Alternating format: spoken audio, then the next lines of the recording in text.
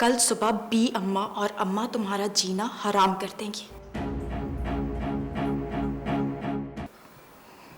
तुम्हारा सांस लेना दोभर हो जाएगा। कुछ सड़ रहा है इस घर में। कब तक खिड़कियां दरवाजे बंद रखेंगी आप? और अगर ये बात बाबा और अनवर को पता चल गई,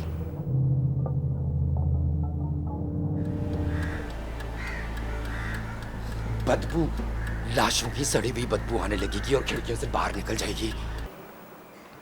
तो तुम समझ सकती हो कि तुम्हारे साथ क्या होगा।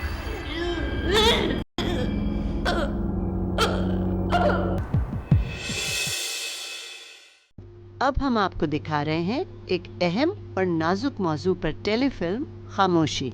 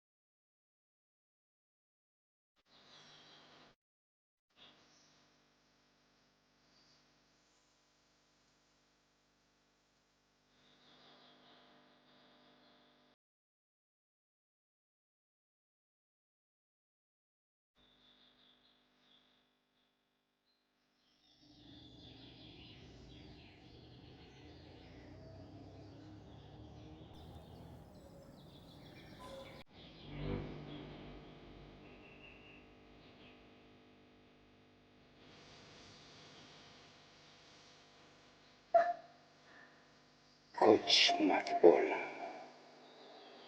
एक लफ्ज मुंह से मत निकालना।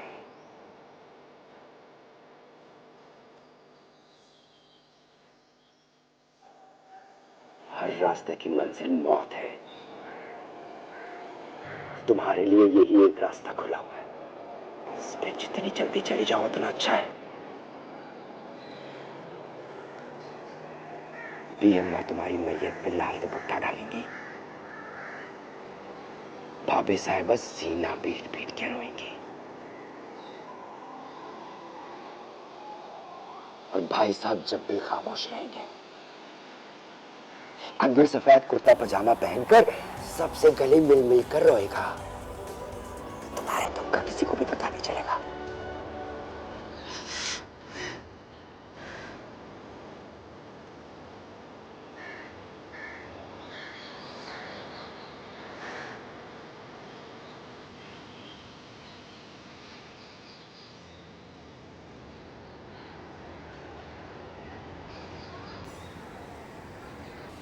अबीरा,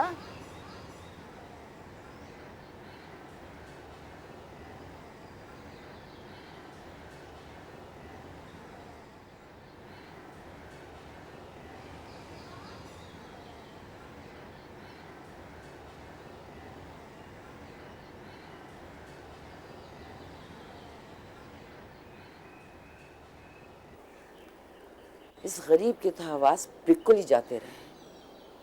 पिछले 1 महीने से पता नहीं क्या क्या बक रहा है। हजारों दफा अनवर से कहा है इसको फिर से साइकेट्रिस्ट के पास ले जाना शुरू कर दो, लेकिन उसको पढ़ाई से फुर्सत ही नहीं।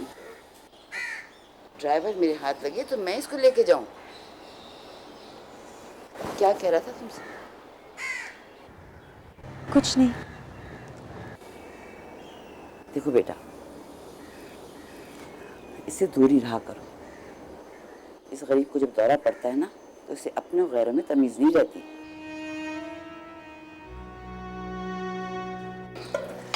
सुनो, मैं तुम्हें कई दफा कह चुका हूं कि मैं बैंक का मैनेजर हूं, बैंक का मालिक नहीं हूं, समझे? और मेरे पास हजारों रुपए नहीं है तुम्हारे हर महीने फीस भरने के और तुम्हारे नखरे पूरे करने के। किसने कहा था तुमसे ये करने के लिए? है? अरे समझाया था बहुत कि भाई सैकड़ों में सिर्फ चंद खुशकिस्मत होते हैं जो पास कर सकते हैं। ये तुम्हारे बस का काम नहीं है। मगर नहीं, तुम्हारी खोपड़ी में नहीं आया ना। अभी मैं कहता हूँ सीधा साधा MBA करो, नौकरी पे लग जाओ। आपकी मानता ना बाबा तो A लेवल्स भी ना कर पाता। मैट्रिक करवाकर किसी गवर्नमेंट कॉलेज में एडमिशन दिलवाते और कहते अपने फर्ज से सुबकदोश हो गया। अनवर, क्या अंदर सुन लीजिए आपके बरखुरदार क्या कह रहे हैं। यही सिखाया ना तुमने A लेवल्स में, यही सिखाते हैं वो बदतमीजी और बेबाकी, है ना, कि जब तुम्हारे माँ बाप जो कुछ करते हैं तुम्हारे लिए ये उनका फर्ज है, ऐसा नहीं करते। तो क्या गलत सिखाते हैं? हाँ, किसी दिन घर से बाहर निकाल खड़ा कर दूंगा ना, ये सारी अय्याशियां धरी गधरी रह जाएंगी। ये कलोन और टेलीफोन और गाड़ी और जूते, ये सब धरे के धरे रह जाएंगे। बच्चों याद रखो, जब भूख से पेट में बल पड़ेंगे तो ये सारे कसबल निकल जाएंगे तुम्हारे। उस वक्त मैं तुमसे पूछूंगा कि जब वालिदैन अपना फर्ज पूरा नहीं करते तो फिर क्या होता है।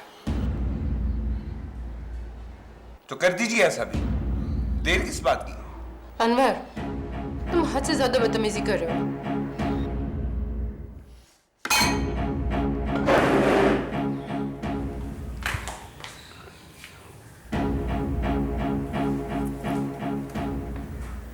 क्यों अपने बेटे के पीछे पड़े रहते हो मुनव्वर? जवान है, बिदक गया ना तो काबू में नहीं आएगा। अरे तो आप कौन सा काबू में है? और सुनिए, अगर बिदक जाएगा तो मार मार जूते सही कर दूंगा उसको। अरे बेचारा दिन रात तो पढ़ता रहता है, अब अगर किस्मत ही उसका साथ नहीं दे रही तो वो क्या करे? अच्छा, बस ज्यादा तरफदारी करने की जरूरत नहीं है। पढ़ने वालों की शक्ल ऐसी होती है। कबीरा,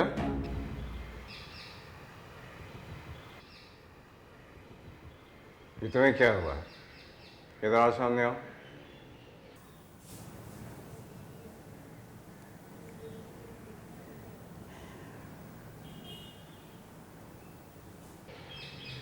क्या हुआ तुम्हें? तैयबा, ये इसकी सूरत में 12 क्यों बज रहे हैं? क्या हुआ तुम्हें अभी तक? पूछो। अल्लाह जाने, ना कॉलेज आ रही है ना कुछ खा पी रही है। मैं तो पूछ पूछ के थक गई हूँ, अब आप ही पूछ लीजिए। क्या बात है, तबीयत खराब है तुम्हारी क्या?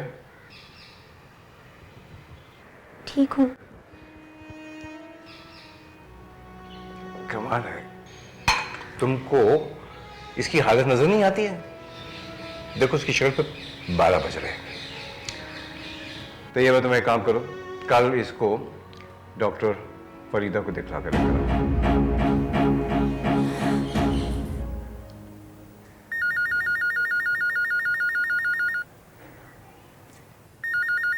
लो, इसी की कमी थी। तैयबा फोन है निम्रा का, उठा। खैर, इस लड़की का तो हफ्तों फोन नहीं आता। हेलो निम्रा,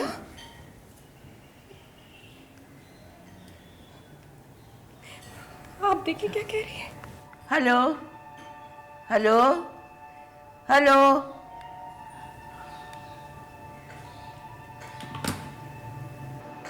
क्या बात है? क्या निम्रा के मियां ने फिर उसको मारा पीटा?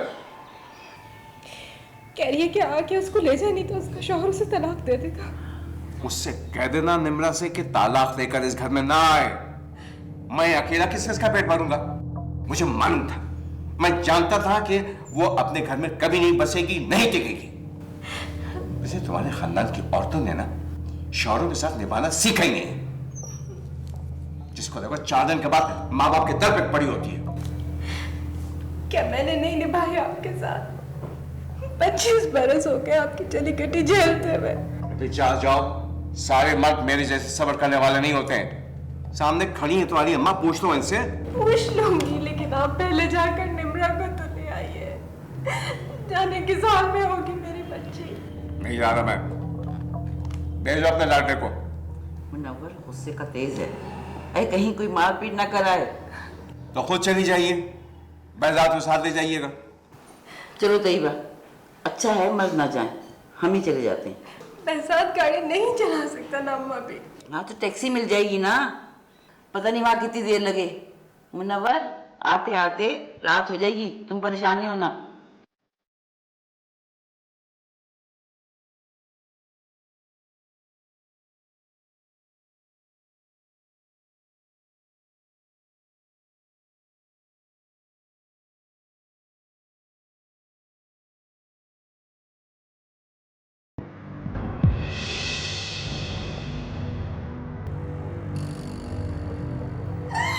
मैं लुट गई, मैं बर्बाद हो गई।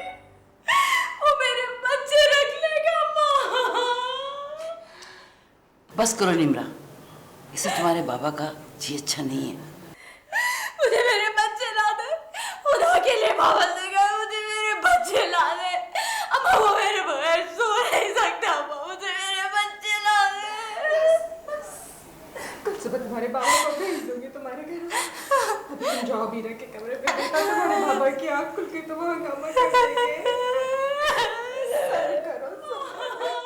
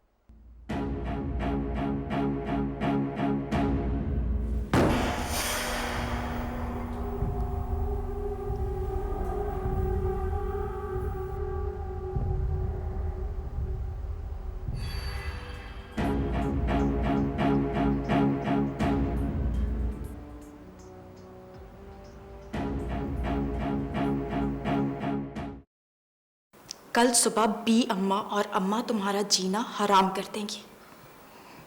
तुम्हारा सांस लेना दोभर हो जाएगा। और अगर ये बात बाबा और अनवर को पता चल गई तो तुम समझ सकती हो कि तुम्हारे साथ क्या होगा।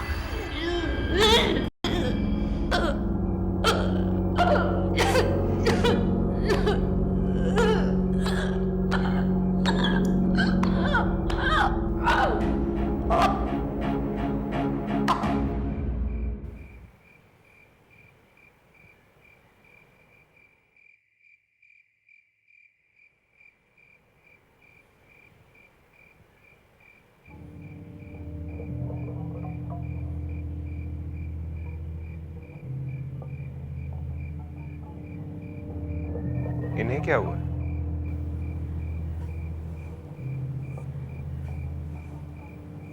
इस गर्मी में 24 घंटे बावर्ची खाने में रहती है। तुम्हारी माँ का ब्लड प्रेशर ठीक नहीं है। अरे तुम्हारी आंखें क्यों लाल हो रही? बीएमा नींद से जागा हूं ना अभी, इसलिए लाल हो रही होंगी। बहुत गहरी नींद सोते हो ना, कयामत भी आ जाए तुम्हें पता नहीं चलता।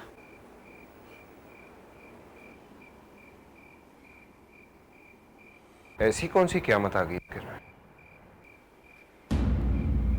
वो निम्रा को ताहिर ने फिर से मारपीट के घर से निकाल दिया है। वो सारी रात चीख चीख के रोती रही और तुम्हारी आंख नहीं खुली।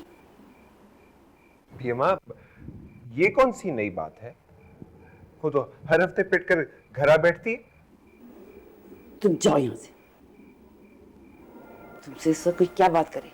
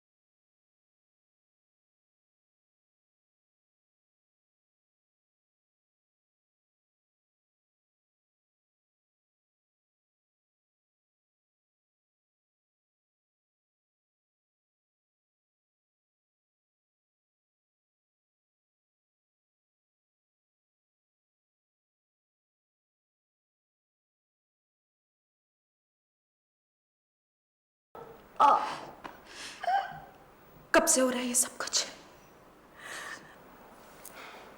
अरे अब तो बता दो कि कौन है वो। अपना नहीं तो हमारी इज्जतों का ख्याल कर लिया होता तुमने। बता दो अभी ना, मैं वादा करती हूँ मैं तुम्हारी शादी उससे करा दूंगी। बस बता दो कौन है वो, कौन है वो अबीरा? बताओ मुझे कौन है वो।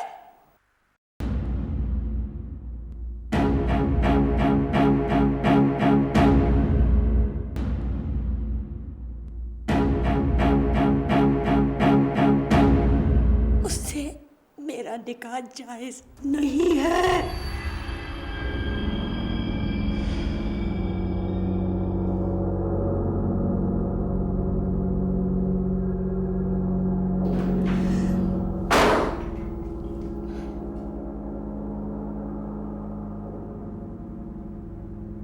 क्या हो रहा है घर में? अबीरा, तुम क्यों रो रही हो? क्या किया तुमने? इसने कुछ नहीं किया। वो अम्मा भी और अम्मा मेरी वजह से परेशान है। ताहिर से डिवोर्स ले रही हूं मैं।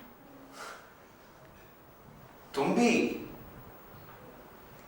आओ, जरूर आओ।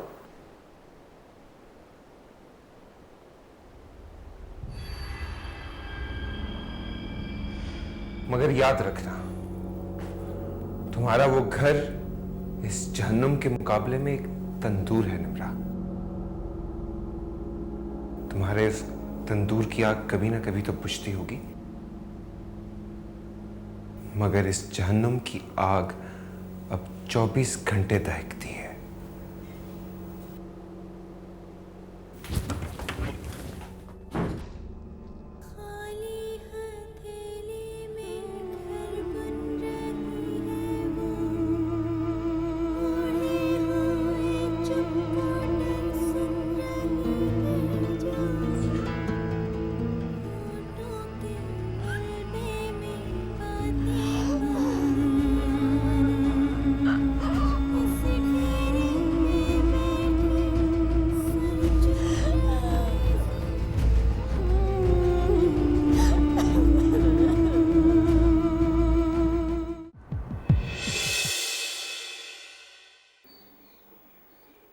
जो कुछ मैं आपको बताने जा रही हूँ भी अम्मा, वो आप जानमाज में बैठ के नहीं सुन सकती।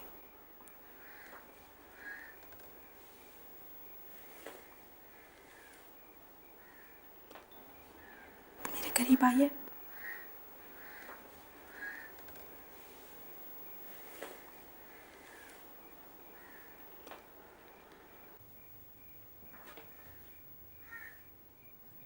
अम्मा वो खुद कुछ नहीं कर रही थी, उसके साथ जबरदस्ती होती रही है।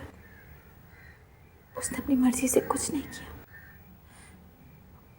और जिसने सब कुछ किया है उसके साथ निकाह जायज नहीं।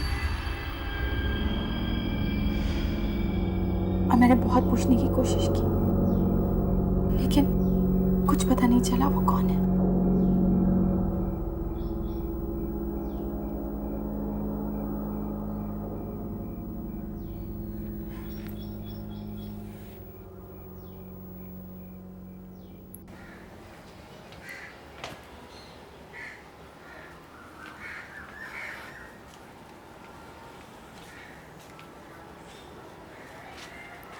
बहजाद, आके नाश्ता कर लो, मेज पे लगा दिया है।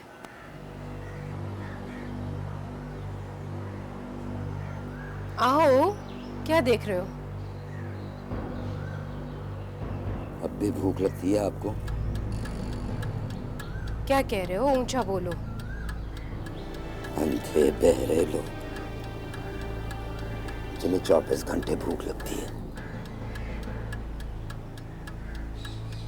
कल रात भी खाना प्लेट में पड़े पड़े सड़ गया था।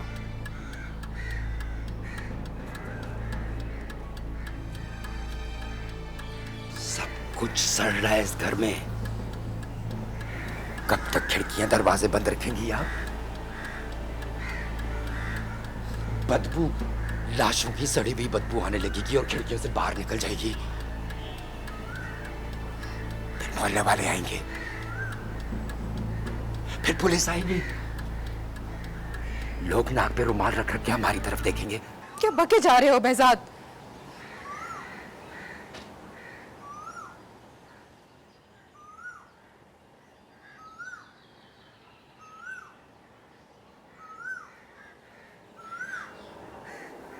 नौरीन को भी भूख नहीं लगती थी, उसे नींद भी नहीं आती थी, वो मुंह से कुछ कहती भी तो नहीं थी, चुपचाप पंखे से लटक गई थी। फिर 6 दिन बाद उसकी लाश मिली थी। उस वक्त भी खिड़कियां दरवाजे सारे बंद थे और लोग गंदे भी थे और बहरे भी थे। क्या हो गया है तुम्हें सुबह सुबह? अंदर आके नाश्ता कर लो। खिड़कियां दरवाजे खोल लीजिए।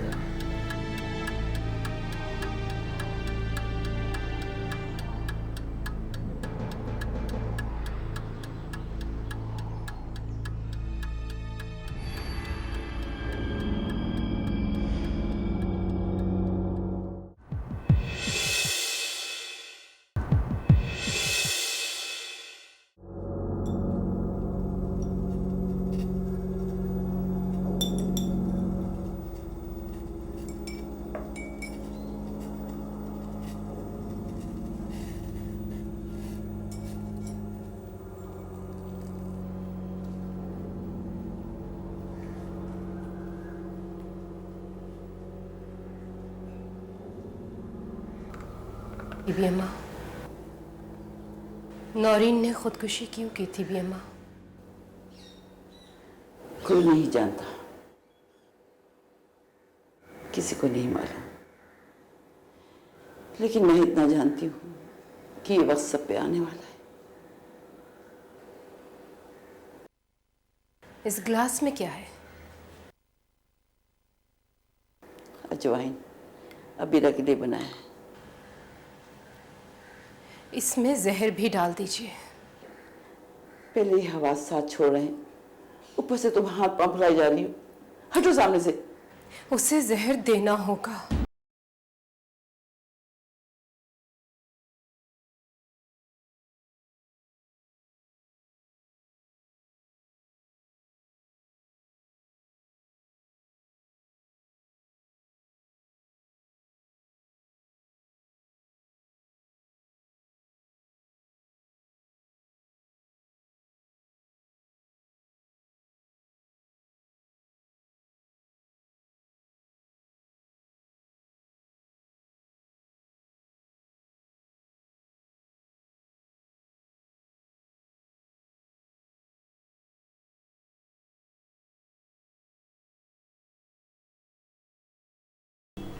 अब कुछ नहीं हो सकता भी अम्मा, 3 महीने गुजर चुके हैं।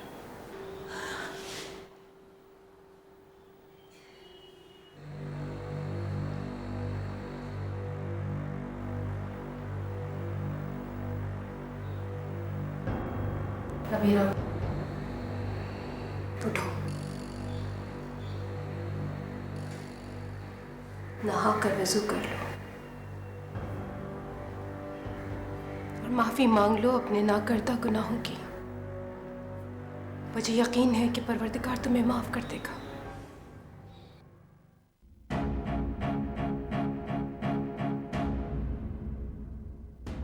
क्योंकि इसके अलावा हमारे पास और कोई रास्ता नहीं। अम्मा, कोई कुछ ना बोले।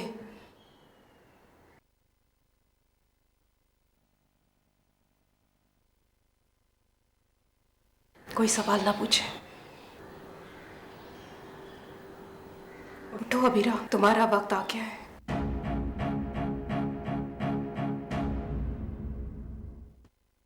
ऐसा कुछ नहीं होगा अम्मा। मैं बोलूंगी भी और चीख चीख के सारी दुनिया को बताऊंगी भी। अरे ये कहाँ का इंसाफ है कि वो भेड़िया खुला घूमता रहे और अबीरा को इज्जत की मौत भी नसीब ना हो। क्या बताओगी तुम? क्या कहोगी तुम लोगों से? उस भेड़िए का नाम लोगी? इश्तिहार लगवाओगी? थाने कचहरी में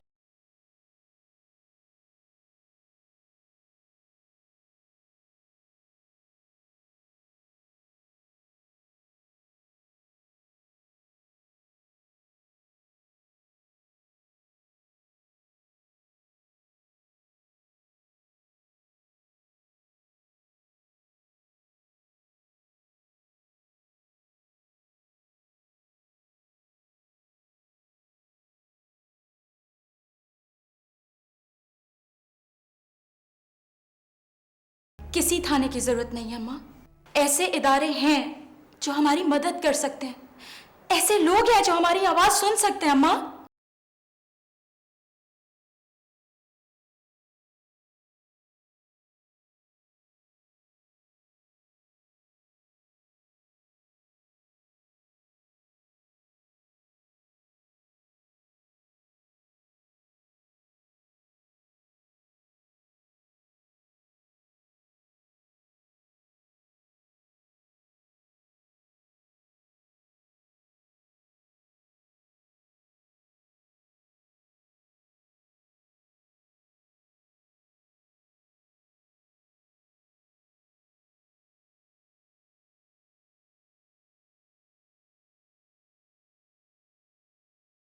घर में कोई औरत जिंदा नहीं रहेगी,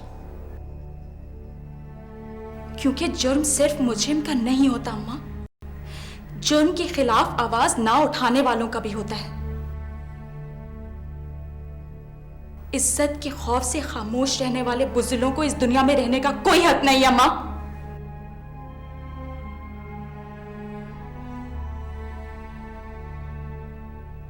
निम्रा ठीक कह रही है। अगर कोई सूरत न बनी और मौत ही हमारी मुकद्दर ठहरी तो फिर कैसी इज्जत, कैसी खामोशी।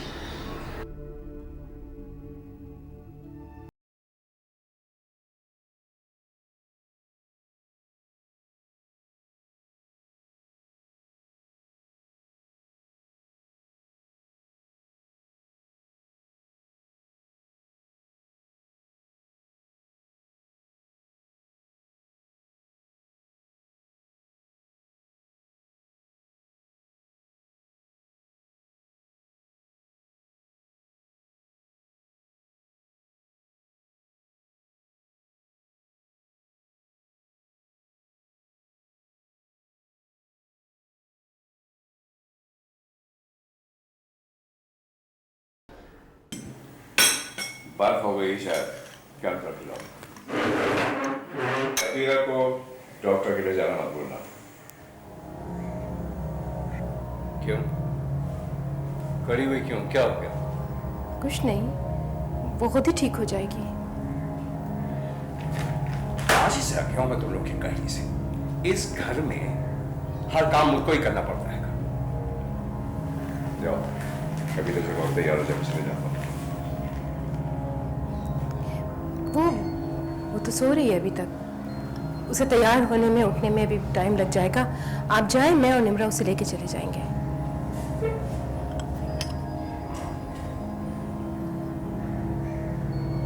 देखो भाई, तुम मुझसे कुछ छुपा रही हो। तुम मानो मैं कि तुम कभी मुझसे कुछ भी नहीं छुपा सकती। मैं आपसे क्या छुपाऊंगी?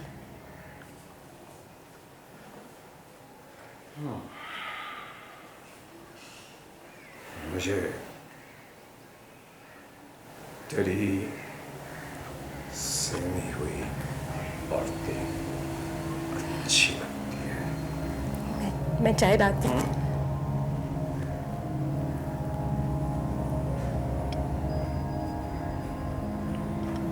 ये डॉक्टर और टैक्सी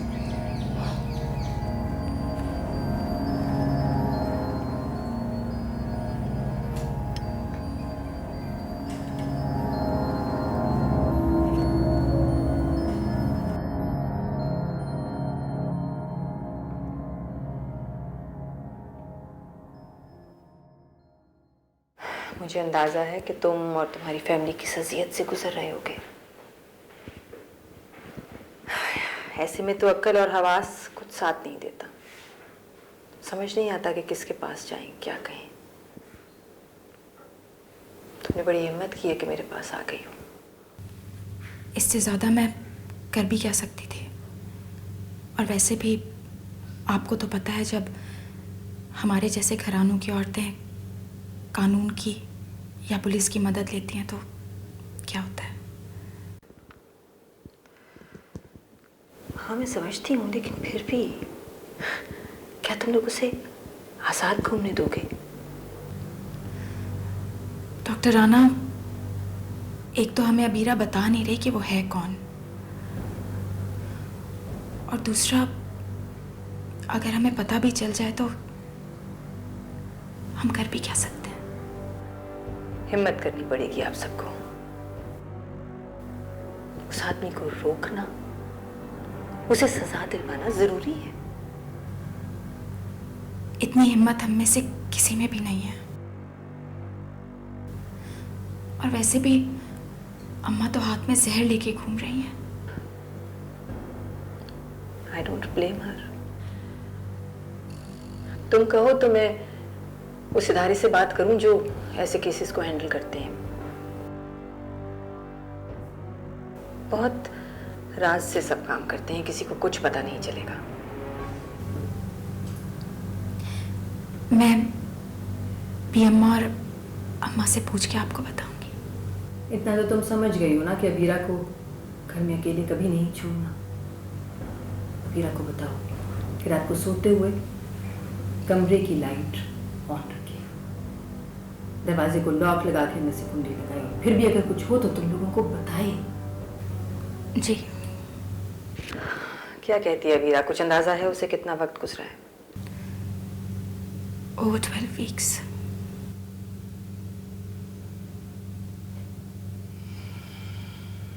Are you sure? जी। फिर तो निम्रा बहुत मुश्किल है। शायद मैं भी कुछ ना कर सकूं, बल्कि शायद कोई भी रिस्क ना ले।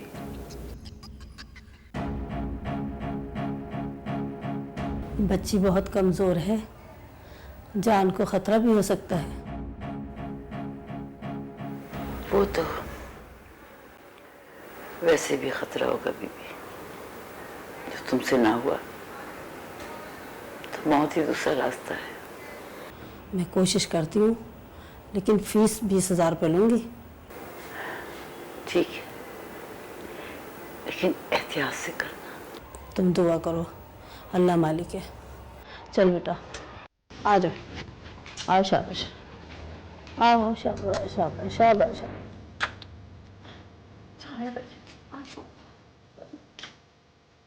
आ जाओ।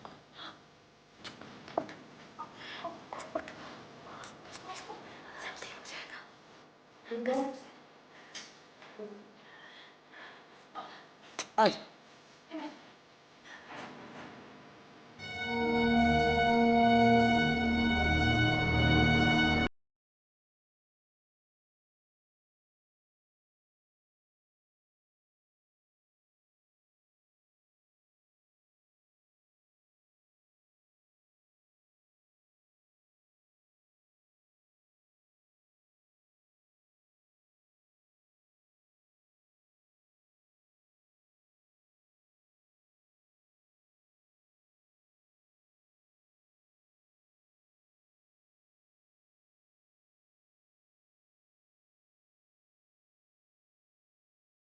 जान, आपका नाश्ता अभी तक टेबल पर पड़ा है, भूख नहीं लगी?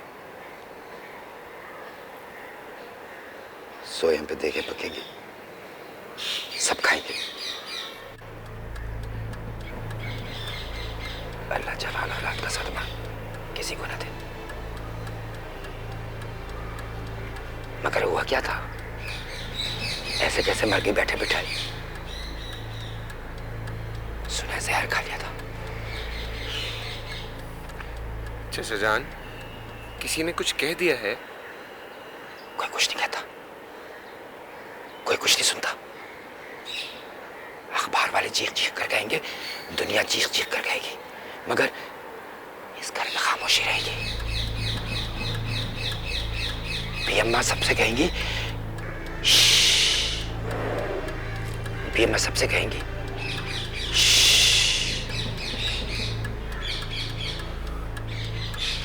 चचा जान, कोई बात हुई है क्या? तुम सिगरेट पियो, भर भर के सिगरेट पियो। अच्छा है तुम्हें कुछ सुनाई ना दे, कुछ दिखाई ना दे मेरी तरह, वरना भाई साहब कहेंगे ये तो पागल है, इसकी बात मत सुनो। अदालत कहेगी ज़हनी मरीज के बयान की कोई अहमियत नहीं होती, अदालत बर्खास्त, मुझे बाइज्जत बरी।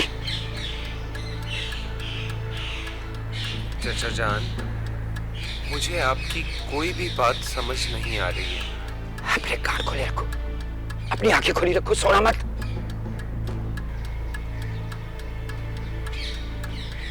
नौरीन ने सब कुछ खुद किया था, मैंने सब देखा था, सब देखा था मैंने। उसे कोई डॉक्टर के पास नहीं लेकर गया था, उसे दुपट्टा भी, पंखे से दुपट्टा खुद बांधा था उसने, पैरों के नीचे कुर्सी भी खुद रखी थी। वो पंखे से ऐसे लटकी हुई थी जैसे कपड़े की गुड़िया लटकी हुई होती है। चचा जान, नौरीन कौन थी?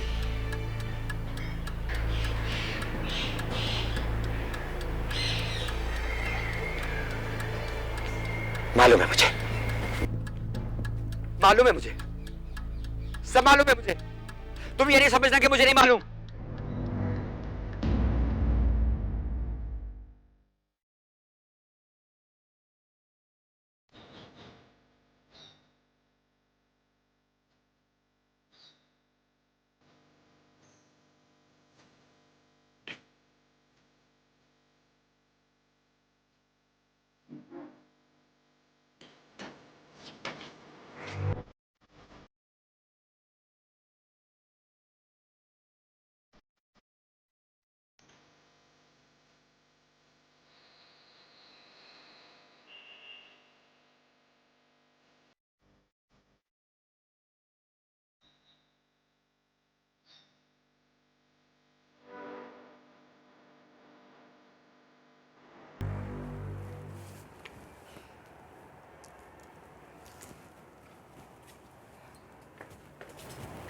नौरीन कौन थी?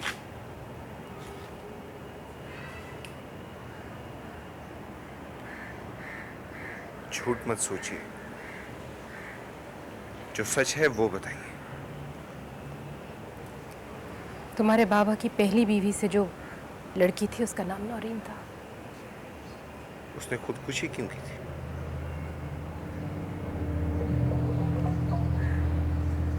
मुझे नहीं पता, उस वक्त मेरी तुम्हारे बाबा से शादी नहीं हुई थी।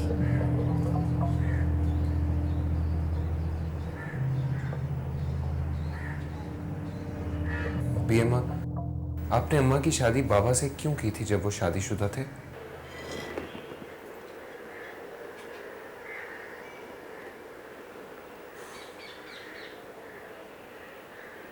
तुम्हारे बाबा की पहली बीवी किसी के साथ भाग गई थी और उन्हीं दिनों तुम्हारी माँ को तलाक भी हुई थी।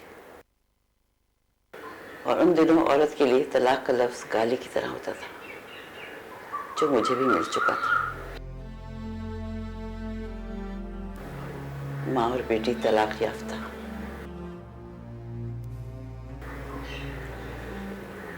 फिर तुम्हारे बाबा का रिश्ता आया।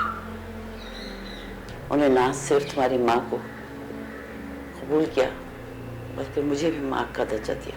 तो बी अम्मा, फिर बाबा का गुस्सा इतना खराब क्यों है? वो औरत की इज्जत क्यों नहीं करते? पहली बीवी से उनका रिश्ता शायद बहुत तल्ख था।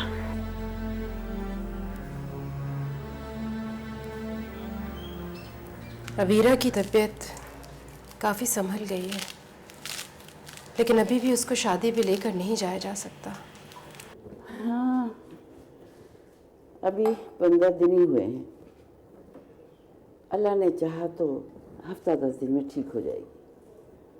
तुम शादी पे चली जाओ अनवर और मुनव्वर के साथ। मैं अबीरा के साथ रुक लूँगी। अगर निम्रा के देवर की शादी का मामला ना होता तो मैं कभी ना जाती। अल्लाह अल्लाह करके तो उसके हालात सुधरे अभी। अगर हम लोग ना गए तो उसके ससुराल वाले 100 ताने देंगे। दुरुस्त बात है बेटा, लेकिन तुम्हें घबराने की जरूरत नहीं है। तुम चैन से जाओ, मैं बजात को अपने पास रोक लूँगी।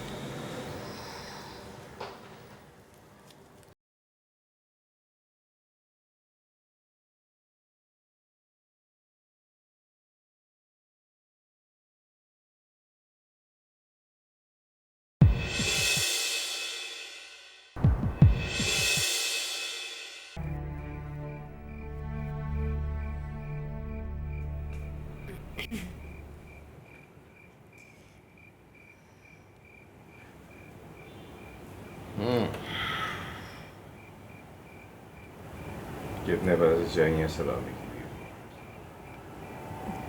कम से कम 2000 तो होने चाहिए।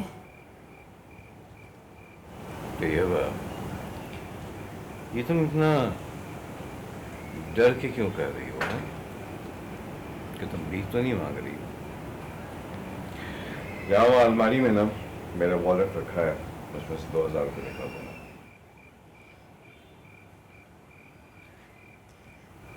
आप भी चलते तो अच्छा होता। क्या ना बातें करती हो? तुम्हें मालूम है अगर मैं गया और उस गधे ताहिर को मैंने देखा ना तो उसको देखते में दिमाग खराब हो जाएगा। फिर हम मेरे मुंह से कुछ उल्टा सीधा निकल जाएगा। फिर बने बनाए हालात फिर से बिगड़ जाएंगे। बेहतर है कि मैं ना जाऊँ। अंदर जा तो रहा है ना तुम्हारे साथ। उसके कभी कभी ड्राइवर वो भी कर लिया करे। अल्लाह हाफिज।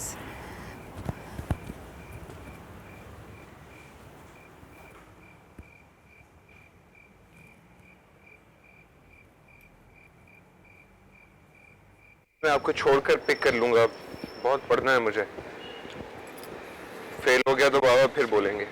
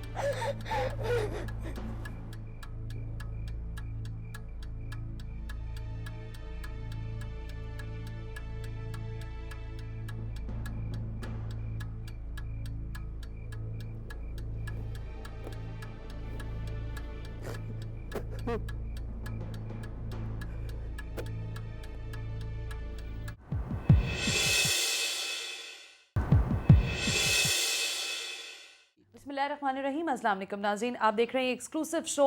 मेरा नाम है सना हाशमी और हम कोशिश करते हैं कि हम अपने हर प्रोग्राम्स में ऐसे टॉपिक लेकर आएँ जो कि यकीनी तौर पर हमारे यहाँ या तो उन पर बात नहीं होती, लेकिन अगर बात होती है तो बहुत ढके छुपे लफ्ज़ों में बात होती है। आज हम बात करेंगे इंसेस्ट के ऊपर। ये है क्या, मैं आपको ज़रा थोड़ा सा पहले इसका बैकग्राउंड दे दूँ। घरों में हमारे यहाँ दादा भी होते हैं, चचा भी होते हैं, खालू भी होते हैं, फुप्पा भी होते हैं और इसी तरह मुख्तलिफ और रिश्तों के इर्द गिर्द हमारी ज़िंदगी घूमती भी है और इन्हीं के साथ हम परवान भी चढ़ रहे होते हैं। लेकिन बाज़ औक़ात यही रिश्ते, आपको जो तहफ़्फ़ुज़ देने वाले रिश्ते हैं, वो बाज़ औक़ात आपके लिए बहुत ज़्यादा तकलीफ़ दे भी साबित होते हैं। बच्चों के साथ इन रिश्तों का रवैया अक्सर व बेशतर नारवा भी देखा गया है। लेकिन अफसोसनाक बात और अफसोसनाक अम्र ये है कि आज तक ना तो ये बातें रिपोर्ट होती हैं और ना ही हम इनको डिस्कस करते हैं अपने घरों के ड्राइंग रूम्स में बैठकर या अपने घरों के बेडरूम्स में बैठकर। हम कोशिश करते हैं कि किसी तरह से इन तमाम तर चीज़ों की पर्दापोशी हो और कोई भी इस पर बात ना करे। किसी बच्ची के साथ कोई ऐसा वाक़या हो जाता है कि उसके चचा ने उसके साथ कोई हरकत की है या उसके मामू ने की है, तो उसकी माँ कभी नहीं कहती कि जाकर तुम उसी फोरम पर या मुझसे बताओ या मैं बात करूँगी। वो वहीं पर्दा कर दिया जाता है और वो बच्ची सारी ज़िंदगी उसी खौफ और उसी इस्तिराब के साथ अपनी पूरी ज़िंदगी गुजार देती है और फिर आगे भी वही डिलीवर करती है जब उसके बच्चे होते हैं। तो इस टॉपिक को यकीनी तौर पर आप तक पहुंचाने के लिए हमें ज़रूरत थी ऐसे लोगों की जो हमें बता सकें कि वो इस टॉपिक को लेकर के कितना हसासियत अपने अंदर रखते हैं और क्या समझते हैं कि हम इन वाक़यात को किस तरह मंजर राम पर ला भी सकते हैं और इनको डिस्कस करने के बाद इनका तदारुक भी कर सकते हैं। मेरे साथ बहुत इंपॉर्टेंट गेस्ट स्टूडियो में जिन्होंने मुझे ज्वाइन किया है। सबसे पहले तो तशरीफ़ रखती हैं रुबीना अशरफ साहिबा, जो कि किसी तारुफ की मोहताज नहीं है। पाकिस्तान टेलीविज़न से लेकर दुनिया के हर चैनल पर हम इनको देखते आए हैं और हम सभी आपके बहुत बड़े फ़ैन भी हैं। Rubina, thank you very much for being with us. उनके साथ तशरीफ़ रखते हैं एक और बहुत बड़ा नाम पाकिस्तान का, Zia Ahmed Awan, advocate Supreme Court of Pakistan. Sir, आपको भी वेलकम करती हूँ शो के अंदर, बहुत बहुत शुक्रिया। उनके साथ तशरीफ़ रखती हैं आयशा सिद्दीकी साहिबा, जो कि कंसल्टेंट हैं, आप साइकोलॉजिस्ट हैं। आपसे हम यकीनी तौर पर इस टॉपिक पर बात करेंगे नाज़रीन। और रुबीना यहाँ बैठी हुई है। मैं रुबीना आपसे जानना चाहूँगी कि पहले तो ये बताएं कि ये टॉपिक चूज़ करना, इंसेट के ऊपर बात करना ही बड़ा अजीब सी बात है, आपने कैसे चूज़ कर लिया इसको? बहुत से मसले हमारे माशरे में ऐसे हैं जिन्हें हम जब हमारा उनसे सामना होता है तो हम में एक टेंडेंसी होती है कि हम उनको अंडर द कार्पेट जिसको कहते हैं, या उनको इग्नोर कर दें और सोचें कि ठीक हो, या ये मसला है ही नहीं या ठीक हो गया। उन्हीं को हम टैबू कहते हैं। उन्हीं में से एक बहुत बड़ा मसला जो है वो इंसेस्ट है। इंसेस्ट का मतलब है कि आपके इर्द गिर्द के क्लोज रिलेटिव्स या बाप भाई चचा अगर कोई जिनसी तशद्दुद किसी बच्चे पे बच्ची पे करते हैं तो उसका ताल्लुक जाहिर है सबसे होता है। पहला रिएक्शन जो है इर्द गिर्द के लोगों का, if they come to know about it, यही होता है कि नहीं कुछ नहीं हुआ गायब कर दो। सो इन चीज़ों के बारे में खामोशी, जो कि मेरे प्ले का टाइटल भी है, मेरा ख्याल है कि इट्स अबाउट टाइम कि हम इस खामोशी को तोड़ें। मैं ये नहीं कहती कि हम बार बार इसके बारे में बात करें और हम इसको सिजल करें, लेकिन कम से कम अपने दिमागों में ये तय कर लें कि जब कभी कोई कुछ ऐसा होगा और ऐसा तो होता भी और है, ऐसा इस बात को इसको भी मानने करना बहुत जरूरी कि ऐसा होता है। Absolutely. जैसा अब आप यहाँ बैठे हुए हैं, जरा ये बताएं कि हमारे यहाँ ये कॉन्सेप्ट जिस पे हम बात कर रहे हैं, क्या इस तरह के केसेस भी रिपोर्ट हुए हैं आज तक या नहीं हुए? बहुत सारे अब रिपोर्ट होते हैं केसेस। और ख़ास तौर पे हमारी जो हेल्पलाइन है उसमें बहुत सारे लोग आते हैं, लीगल एड के लिए भी आते हैं। फिर जो शेल्टर्स हैं हमारी यहाँ, जैसे ईदी सेंटर है, वहाँ पे भी ऐसे केसेस जाते हैं जो हमें रिपोर्ट होते हैं और हमसे वो मशवरा मांग रहे होते हैं कि हम क्या करें। देखें, इस प्रोग्राम के शुरू करने से पहले भी हम जब बैठे हुए वैसे चैट कर रहे थे, बात कर रहे थे, तो ये एक बहुत डिफ़िकल्ट किस्म का टॉपिक है जिसको हमारे जैसे ट्राइबल और फ्यूडल जो अप्रोचेस के साथ जो सोसाइटी हमारी है उसके रूट्स वही हैं कि आप अपने रियल इश्यूज़ पर बात नहीं कर सकते। Exactly. और ये हमारी ज़िंदगी के रोज़मर्रा के रिश्ते नाते हैं। और इंसेस्ट बेसिकली मुझे जो लगता है वो ये है कि जो महरम के रिश्ते होते हैं ना, उसको तोड़ा जाए। जब आप महरम के रिश्ते को तोड़ते हैं, जिसमें बेटी भी हो सकती है, बहन भी हो सकती है, माँ भी हो सकती है, ठीक है ना, इस तरह के जो रिश्ते होते हैं, उनमें जब आप पोल्यूट कर देते हैं तो फिर ये इश्यूज क्रॉप अप होते हैं। हमारे यहाँ चूंकि अभी तक लेकिन जैसे अब आपकी कतई कलामी हो रही है, कभी मैंने नहीं मुझे नहीं पता कि हम इतने सारे अखबारात पढ़ते हैं, मीडिया से हमारा ताल्लुक है, सुबह शाम खबरें आ रही होती हैं, कभी मैंने नहीं देखा कि अभी भी एक केस एक गांव देहात का पंजाब का है, वो मेरे सामने है, उसमें उन बच्चियों ने अभी तक ये नहीं कहा कि मेरा बाप मेरे साथ ये करता रहा है। उसकी माँ छुपाती रही, बच्चियां 30-30 साल की हो गई हैं, लेकिन वो गलती से रिपोर्ट इस तरह हो गया कि कैमरा वहां पहुंच गया और वहां से हमने नहीं, लेकिन हमारे पास तो आते हैं। अच्छा, हमारे पास ऐसे केसेस आते हैं जिसको हैंडल करना बहुत डिफिकल्ट होता है हमारे लिए भी, क्योंकि जज भी उसको अजीब तरह से देख रहा होता है, बाकी वकील भी देख रहे होते हैं, पुलिस भी कहती है ये क्या कर रहे हैं आप लोग। मतलब एक पूरी नॉर्म्स डेवलप हुई हैं कि भाई ऐसा हो नहीं सकता। आपको पता है चाइल्ड सेक्सुअल अब्यूज आज से अगर 10 साल पहले चले जाएं तो लोग इस पे बात ही नहीं करते थे। और ख़ास तौर पे हुकूमतें तो कभी इन चीज़ों पे बात नहीं करती थी कि हमें इन चीज़ों पे ये मौजूद है। जब आप किसी चीज़ का आप एग्री नहीं करेंगे कि वो मौजूद है तो उसका सोल्यूशन कैसे निकलेगा। देखिए, हर एक ऐसे जो रिश्ते डेवलप होते हैं या ऐसे जो शैतान सिफ्त लोग हैं जो इस तरह के रिश्तों को पोल्यूट करते हैं वो बहुत कम है, बहुत ज़्यादा नहीं है, लेकिन उनको भी हमें देखना बहुत ज़रूरी है। और जब इस तरह का कोई वाक़या हो तो उसके लिए हमें उसके बहुत सारे तरीक़ेकार हैं। जब हमारे यहाँ हमारी सोसाइटी में नॉर्मली वो उस वक्त ये चीज़ें आती हैं कि जब कॉन्फ्लिक्ट अपनी हदें क्रॉस कर चुका होता है। कई दफ़ा बेटियां जो है ना वो उनके बच्चे हो चुके थे अपने बाप से। अच्छा, बस मैं आपको यही रोकती हूँ ज़िया साहब, मैं ज़रा आयशा आपको भी टॉपिक में चाहूँगी कि आप भी अपने रिमार्क्स दें। मुझे ये बताएं कि ये हमारे यहाँ कोई नफ्सियाती मसला है, हम सब पागल हो गए। मुझे तो अक्सर ये भी लगता है, क्योंकि मैं खुद भी एक टैबू प्रोग्राम करती हूँ तो मैं उसमें यही कहती हूँ कि आप औरत के टुकड़े कर रहे हैं, औरत मर्द के टुकड़े करके बाहर फेंक रही है। अपनी ही बहू बेटियों के साथ जिस तरह की हम बात कर रहे हैं, ये हो रहा है सोसाइटी के अंदर। मतलब हमारे दिमाग में कोई खलल है, हम लोग नफ्सियाती मरीज़ हैं, कौन है हम लोग? देखिए सना, असल में बात यह है कि इंसेस्ट या इस तरह की कोई भी चीज़ जो है एक बहुत सीरियस टॉपिक है मेरी नज़र में। बिल्कुल ठीक। और उसको उसकी जो ग्रेविटी है उसको बहुत ज़्यादा एम्फसाइज करने की ज़रूरत है।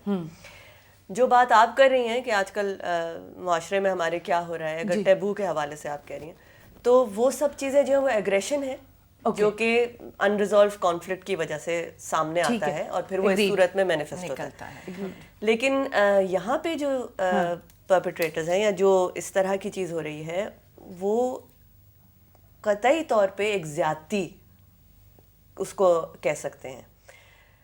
हमारा मुआशरा जो है और हमारा मज़हब इस चीज़ को बहुत शुरू से बताता है कि ये, बल्कि हमारा मज़हब ही नहीं, अच्छा, बाकी एक सब मिनट मज़ाहिब आयशा, जरूर मुझे ये बताएं, ये आप इसको हिरासा करने में लेंगे या आप इसको ज्यादती के जुमरे में लेंगे? ये तो आप हिरास भी कर रहे होते ना साथ साथ कि तुम बताओगे नहीं या नहीं बताओगी, इस तरह के जुमलों में भी तो आप उसके साथ खेल रहे होते हैं। Incest is a level above that actually, कि आप harassment से पावर भी रिलेशनशिप है हाँ, ना, एक्चुअली तो पावर रिलेशनशिप है इसमें। एक पावरफुल बंदा जो है ना वो उसको हर तरीका इस्तेमाल करता है।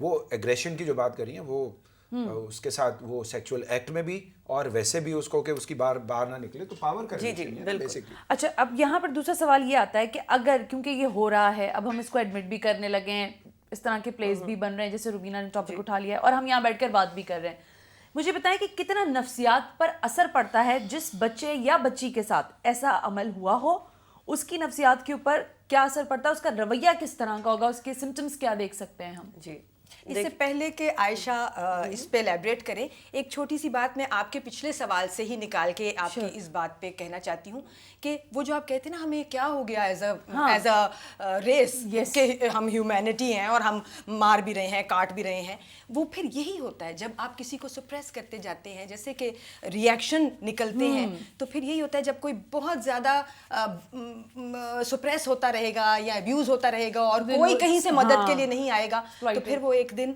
खुद फैसला करेगा अपने लिए और तबाही फैलेगी माशरे में। बिल्कुल ठीक है रुबीना जी। आयशा बताइए, क्या नफ्सियाती दबाव उस बच्चे के या बच्ची के ऊपर हो सकता है और उसका रवैया क्या हो सकता है? बिल्कुल, जैसे रुबीना ने कहा कि दबाव तो जाहिर ही बात है, दबाव तो एक बहुत छोटा सा लफ्ज़ है। मेरे ख्याल में जो जितने भी मुतासरा ख़ानदान हैं या ऐसे अफराद हैं, वो एक बहुत शदीद किस्म की उनकी आप कहेंगे कि पूरी नफ्सियात या पर्सनालिटी मस्क होकर रह जाती है। और अगर बचपन में ये चीज़ स्टार्ट हो तो अक्सर बच्चे जो हैं वो उनके अंदर सुइसाइडल टेंडेंसीज भी आ जाती हैं। बहुत से बच्चे ऐसे होते हैं या बच्चियाँ ऐसी होती हैं कि जो उस उम्र के हिस्से में होती हैं जहाँ पे उन्हें पता होता है कि ये क्या चीज़ हो रही है और इसको अगर वो बताएंगे तो उनके साथ क्या होगा, या मुआशरा उनके साथ क्या करेगा, या उनके घर वाले किस तरह का सलूक करेंगे, अगर नहीं बताएंगे तो क्या होगा। इन सब चीज़ों के बहुत आसान वो हैं सिम्टोमेटिक एक आपको नज़र आ जाती हैं। मिसाल के तौर पे अच्छा, मैं सिम्टम्स आपसे लूँगी आयशा, आपको यहाँ रोकते हैं, ब्रेक का कहा जा रहा है, हम एक ब्रेक लेते हैं नाज़रीन और इसी टॉपिक को आप तक मज़ीद पहुँचाएंगे और कोशिश करेंगे कि इसकी वो तमाम तर पहलू जिस पर आज तक बात नहीं हुई है इस प्रोग्राम के थ्रू आप तक पहुँचाएँ आफ्टर दिस ब्रेक।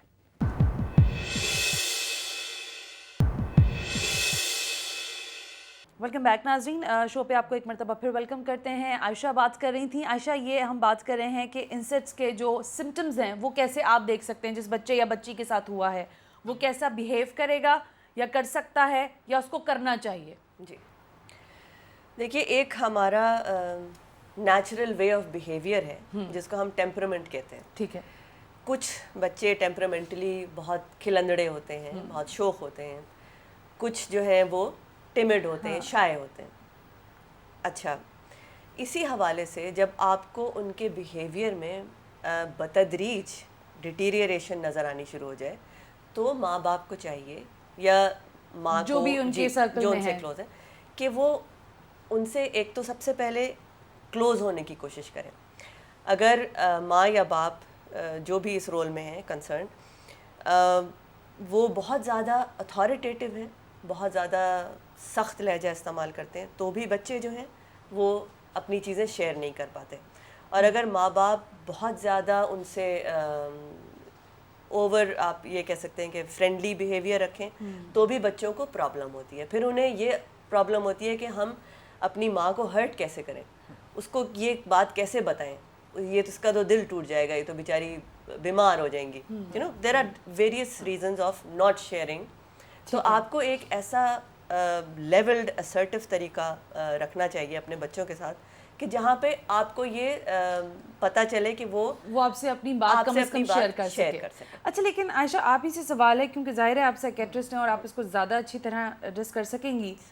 मुझे सिर्फ ये साइकोलॉजिस्ट है, मुझे ये बता दो आपको क्या लगता है हमारे यहाँ जो बच्चे हैं, मुझे थोड़ी सी, क्योंकि ऐसी प्रॉब्लम्स हम आए दिन देख रहे हैं अपने इर्द गिर्द, बच्चे जो है ना वो मुझे नहीं लगता वो खौफ है उनका या दबाव है या उसको वो एक्सप्रेस नहीं कर पाएंगे। उसमें 10 साल लग सकते हैं, उसमें 20 साल लग सकते हैं, वो बच्चियां जवान हो जाती हैं। मैं बार बार कह रही हूँ, वो लड़के मुख्तलिफ और उसी तरह की हरकतों में मुलविस हो जाते हैं लेकिन वो बता नहीं पाते। वो कैसे बताएं? Before she goes, I would disagree. आप जो बता रही है ना पूरा, उससे लग रहा है कि सिर्फ आप बच्चों की बात करी, ये बड़ों के साथ बड़ों के साथ भी हो रहा है। ये बड़ों के साथ भी है और इसमें ये भी हो सकता है कि if some woman is also इसे involving a boy, this also can happen. हाँ, हो रहा है, बिल्कुल ठीक है। ये थोड़ा सा इसको, चूंकि मुझे आपसे लग रहा था कि नहीं, बिल्कुल ठीक है। ये पूरा एक मुझे ये बताओ, तो फिर हम कैसे, कोई भी कैसे बताएगा? मैं वही नहीं बता पाते लोग। जी सना, मैं उसी की तरफ आ रही हूँ कि बताना बहुत मुश्किल काम है, यू आर एब्सोल्युटली राइट। लेकिन अगर मान लीजिए कि किसी लड़की के साथ ज्यादती हो रही है, उसके बाप की या भाई की या मामू चाचा किसी की भी तरफ से, और उसकी माँ उससे इस तरह का रवैया रखती है दोस्ताना कि वो उससे बैठ के बात कर सके, या उसे पता चले कि हाँ ये मेरी माँ है और इसको बताना मेरा फ़र्ज़ है, ठीक है, और मैं इसे बताऊंगी तो मेरी मदद होगी, ठीक है ना? तो मेरे ख्याल में हमेशा बच्चे ऐसे केस में ज़रूर बताते हैं, क्योंकि ये एक इंटरनल टर्मोइल है। हाँ। कोई भी नहीं चाहता कि इस तरह की चीज़ अपने अंदर रखे, समझ रहे हैं आप? ये ऐसी चीज़ है कि जिसका निकलना बाहर बहुत ज़रूरी है, और ये बिकॉज ऑफ सप्रेशन अंदर रखी जाती है। अच्छा, हाँ, मैं ठीक है, बिल्कुल ठीक कह रही हूँ, क्योंकि एक चीज़ है मेरे सामने और मैं उसको फॉलो कर रही हूँ, तो आपकी अब ये जो बात है ये मैं इसको सही समझ लेती हूँ। जैसा आपने अभी एक बड़ी इंपॉर्टेंट बात कही है, सिर्फ बच्चे नहीं, लड़के नहीं, लड़कियाँ नहीं, औरतें भी अपने से छोटे उम्र के लड़कों के साथ इस तरह का रवैया रखती हैं और रख सकती हैं, ठीक है, रखती भी हैं, इस पे भी डिनाइल नहीं है। बहुत सारे ऐसे फिल्में और ड्रामे बनते हैं, इसका ये मकसद नहीं है कि झुटलाने वाले हैं, हकीकत में नहीं होते। खैर वो तो हम, चूंकि ये तो बहुत नियर रिलेशन की बात करें, वो हरासमेंट और वो बाकी चीजें हैं, जैसे स्कूल की अगर कोई टीचर है किसी बच्चे के पीछे या इस तरह की चीजें भी बहुत हैं। तो जैसे मुझे ये बताएं, फिर हमारे यहाँ जब हम बात करते हैं लॉ की बात करते हैं, इस तरह के केसेस के अंदर लॉ क्या कहता है? पहले ज़रा मुझे ये बताएं कि अगर हम ऐसा कोई केस रिपोर्ट करते हैं, जी फलां मेरा रियल ब्लड उसने ये किया है, तो उसका क्या, आपका किस तरह आप उसको इन्वेस्टिगेट कैसे करते हैं? उसके लिए लॉ क्या कहता है हमारा? देखें, उसके लिए लॉज तो मौजूद हैं, ठीक है, and there is a severe punishment. Okay, वो हद में भी आता है, हदूद ऑर्डिनेंस में भी आता है, जो भी तक हमारे यहाँ है, गो के हम समझते हैं कि हदूद ऑर्डिनेंस को जाना चाहिए, बट हमारा जो कॉमन लॉ है उसमें भी बाकायदा उसकी सेक्शंस मौजूद हैं, ठीक है। लेकिन बात यह है कि इसको एक तो स्टार्ट लेना ही बहुत मुश्किल काम है कि इसको मानेगा कौन। पहली बात तो ये है कि उसको मानेगा कौन, और अगर वो फैमिली आके कह रही है कि उनके साथ कोई हुआ है, इवन माँ भी जुड़ जाती है, और वो अपने अगर हस्बैंड इन्वॉल्व है बेटी के साथ, हाँ, तो वो हस्बैंड से भी कई दफ़ा ऐसा होता है कि औरतें रिश्ता तोड़ देती हैं कि भाई ये मैं नहीं मान सकती, ये मैं कबूल नहीं करूँगी, लेकिन उसको बहुत बड़ी सेक्रीफाइस देनी पड़ती है। फिर उसकी बात सुनने वाला कोई नहीं है सोसाइटी में, उस बात को टॉलरेट करने वाला कोई नहीं है। हमारे यहाँ टॉलरेंस तो वैसे ही नहीं है, लेकिन हम उसको मानने के लिए तैयार नहीं होते। और जब वो उसके तो देखें ना, बहुत सारे इंग्रेडिएंट्स हैं कि जब आप कोई केस होता है तो उसमें मेडिकल होना बहुत ज़रूरी होता है, मेडिकल से सारी चीज़ें साफ आ जाती हैं। अब मेडिकल लीगल का जो हमारे यहाँ प्रोसीजर है वो बहुत एक्सप्लॉइटेटिव है, उसके ख़िलाफ़ भी हम बोलते रहते हैं कि भाई जो औरतें और बच्चे हमारे सेंटर में आते हैं, हेल्पलाइन में हम उनको जब लेकर जाते हैं, तो वहाँ वो इन्वायरमेंट नहीं है जो कि एक कॉन्फिडेंशियलिटी जहाँ पे हो, जहाँ रिस्पेक्ट हो, जहाँ या उस आदमी की जो कंप्लेनेंट है, जैसे कि वो जैसे रेप के केसेस में हमारे यहाँ ये होता है कि हमको बहुत कंप्लेनेंट को सीरियसली नहीं लेते, उसका मजाक उड़ता है, वो मुंह छुपाती फिर रही वो होती है, मुंह उल्टा छुपा वो कह रही होती है मैं कहाँ जाऊँ, मोहल्ले में नहीं जा सकती, जो कि एक ओपनली किसी ने किसी को रेप उल्टा चक्कर है, उल्टा चक्कर तो एक ढका छुपा मामला है। फिर मैं तीनों से ही पूछ लेती हूँ, फिर हम इसको अंडर द कारपेट डालते हैं तो क्या ठीक नहीं है? क्योंकि हम इस बात के भी तो रोना रोते हैं कि हम मशरक़ी हैं, मशरक़ियत हमारे आसपास घूमती है, तो शायद फिर इसीलिए लोग इसको ना डिस्कस करना चाहते हैं, क्योंकि उनको पता है कि मलबा तो उन पे ही गिरना है फिर आखिर बिलाखिर। बात ये है, हम ये नहीं कह रहे कि होने के बाद हमारा जो हम तीन लोगों की जो प्ली है वो ये है कि हमारा मसला ये नहीं है कि हमने होने के बाद क्या करना है, जो अब जाहिर है हमने क्योर भी करना है उन बच्चों जिसके लिए आयशा जैसे लोग मददगार हैं, ये अपने तरीके से टैकल कर सकते हैं, but the issue right now is how to prevent it. हमने इसको होने से कैसे बचाना है। किसी भी घराने में हमने किसी भी बच्चे को, ऐसे लड़की को, लड़के को इस किस्म के जुल्म से, ये जुल्म है अगर कोई किसी की प्रिवेसी को या उसकी शख्सियत को मस्क कर दे, इस तरह उसको सेक्सुअली अब्यूज़ करके उस पर जिनसी तशद्दुद ही है। ये बिल्कुल ठीक है, ना सिर्फ जिनसी है बल्कि जहनी तशद्दुद है जो कि ज़िंदगी भर आपके साथ रहता है। यहाँ से इससे बढ़ के बोलो कि ये रूह को आपको ख़त्म कर देने वाली चीज़ है, आपकी रूह ख़त्म हो जाती है। यही कहते हैं कि इंसान और जानवर में जो फ़र्क है ना, वो यही है। जानवर उस चीज़ को अंडरस्टैंड नहीं करता है। आप देखें जानवरों में आपको ये रिलेशनशिप बिल्कुल मिलेगा, बिल्कुल और जब वो इंसानों में आ जाएं तो वो इंसान नुमा हैवान होते हैं जो ये काम कर रहे होते हैं और उनका वो उनकी हैवानियत होती है, उनको टैकल करना सोसाइटी में बहुत ज़रूरी है। हाँ, आप कह रहे हैं ना कि इसको आप ना बोले, मैं ये समझता हूँ कि क्योंकि वो कॉन्सेप्ट ऐसा मिल रहा है ना, जब आप एक आम आदमी किसी को भी लगेगा ये सुन के। ये क्या करूं, बात ये है इसका जो इलाज है ना, जो आप बता रही हैं कि ये अंडर द कारपेट नहीं रहना चाहिए, इसको बाहर निकलना चाहिए। ठीक है, इसी पॉइंट पर मैं ब्रेक ले लेती हूँ। जिया साहब कह रहे हैं कि अंडर द कारपेट मत डालें। मैंने ये बात या ये जुमला इसलिए इस्तेमाल किया था कि एक आम आदमी यही शऊर रखता है कि जब सारा मलबा एक FIR दर्ज करने के लिए जब हम जाते हैं और वो सामने पुलिस वाला आपसे ये पूछता है कि मियाँ तुम किधर थे इस वक्त और तुम वहाँ कैसे पहुँचे, तो मलबा बिल आखिर हम पर ही गिरना शुरू हो जाता है। तो हम कोशिश करते हैं कि हम उनसे बचें, लेकिन बचना नहीं है, प्रिवेंट करना है, रुबीना कह रही हैं। और रोकना कैसे है, अब इस पर बात करेंगे आफ्टर दिस ब्रेक। हमारे यहाँ अभी भी बहुत सारे ख़ानदानों में इन सारी चीज़ों की पेनिट्रेशन हुई नहीं है। बातें ज़रूर होती हैं, जराइद में, रिसालों में लिखा ज़रूर जाता है, टेलीविज़न पर टॉक शो ज़रूर हो जाते हैं, लेकिन फिर भी समझ हमारी नहीं आ रहा होता। रुबीना, मैं आपसे स्टार्ट इसलिए कर रही हूँ क्योंकि हम प्रिवेंट की बात करें और आपने बात उठाई थी। कैसे, आप क्या समझती हैं? थ्रू टू प्ले तो आपने हमें बताया है अपने कि ये सारे चीज़ें हो सकती हैं, लेकिन आप वैसे क्या समझती हैं कि एक आम मिडिल क्लास तबके की मैं अगर बात करूं, वहां के लोगों को आप कैसे ये बात पहुंचाएंगी कि आप इस चीज़ को प्रिवेंट करने के लिए ये स्टेप्स उठा सकते हैं? देखिए, प्रिवेंट करने के लिए सबसे पहले तो हमें ये तय करना है कि हम बात किससे कर रहे हैं। ठीक है, जाहिर है हम उस आदमी से तो बात नहीं इस वक्त कर रहे, या उस इंसान से बात नहीं कर रहे जो कि ये ज़्यादती, गुनाह, गैर अखलाकी हरकत कर रहा है। हम उस बच्चे से, बच्ची से, नौजवान लड़की लड़के से भी बात नहीं कर रहे। हम एड्रेस किसको कर रहे हैं? मेरा जो अपना ज़ाती ख्याल है, I would want to know, ये मेरे साथ एग्री करते हैं दोनों मेरे साथी के नहीं, वो ये है कि ये इशू सॉर्ट आउट और सॉल्व, प्रिवेंट अगर कोई कर सकता है तो वो हर घर में उस घर की हेड औरत है, माँ है। ठीक है। सो मेरा खामोशी जो मैंने प्ले भी किया था, इंसेस्ट जिसके बारे में मैं अक्सर बात भी करना चाहती हूँ, वो बात मैं कर रही हूँ माओं से।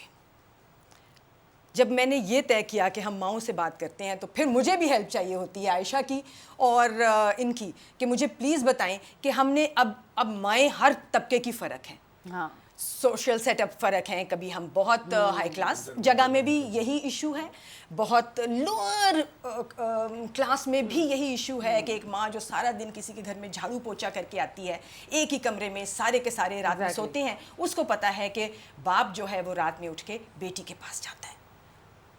Hard to even spell it out, मगर है।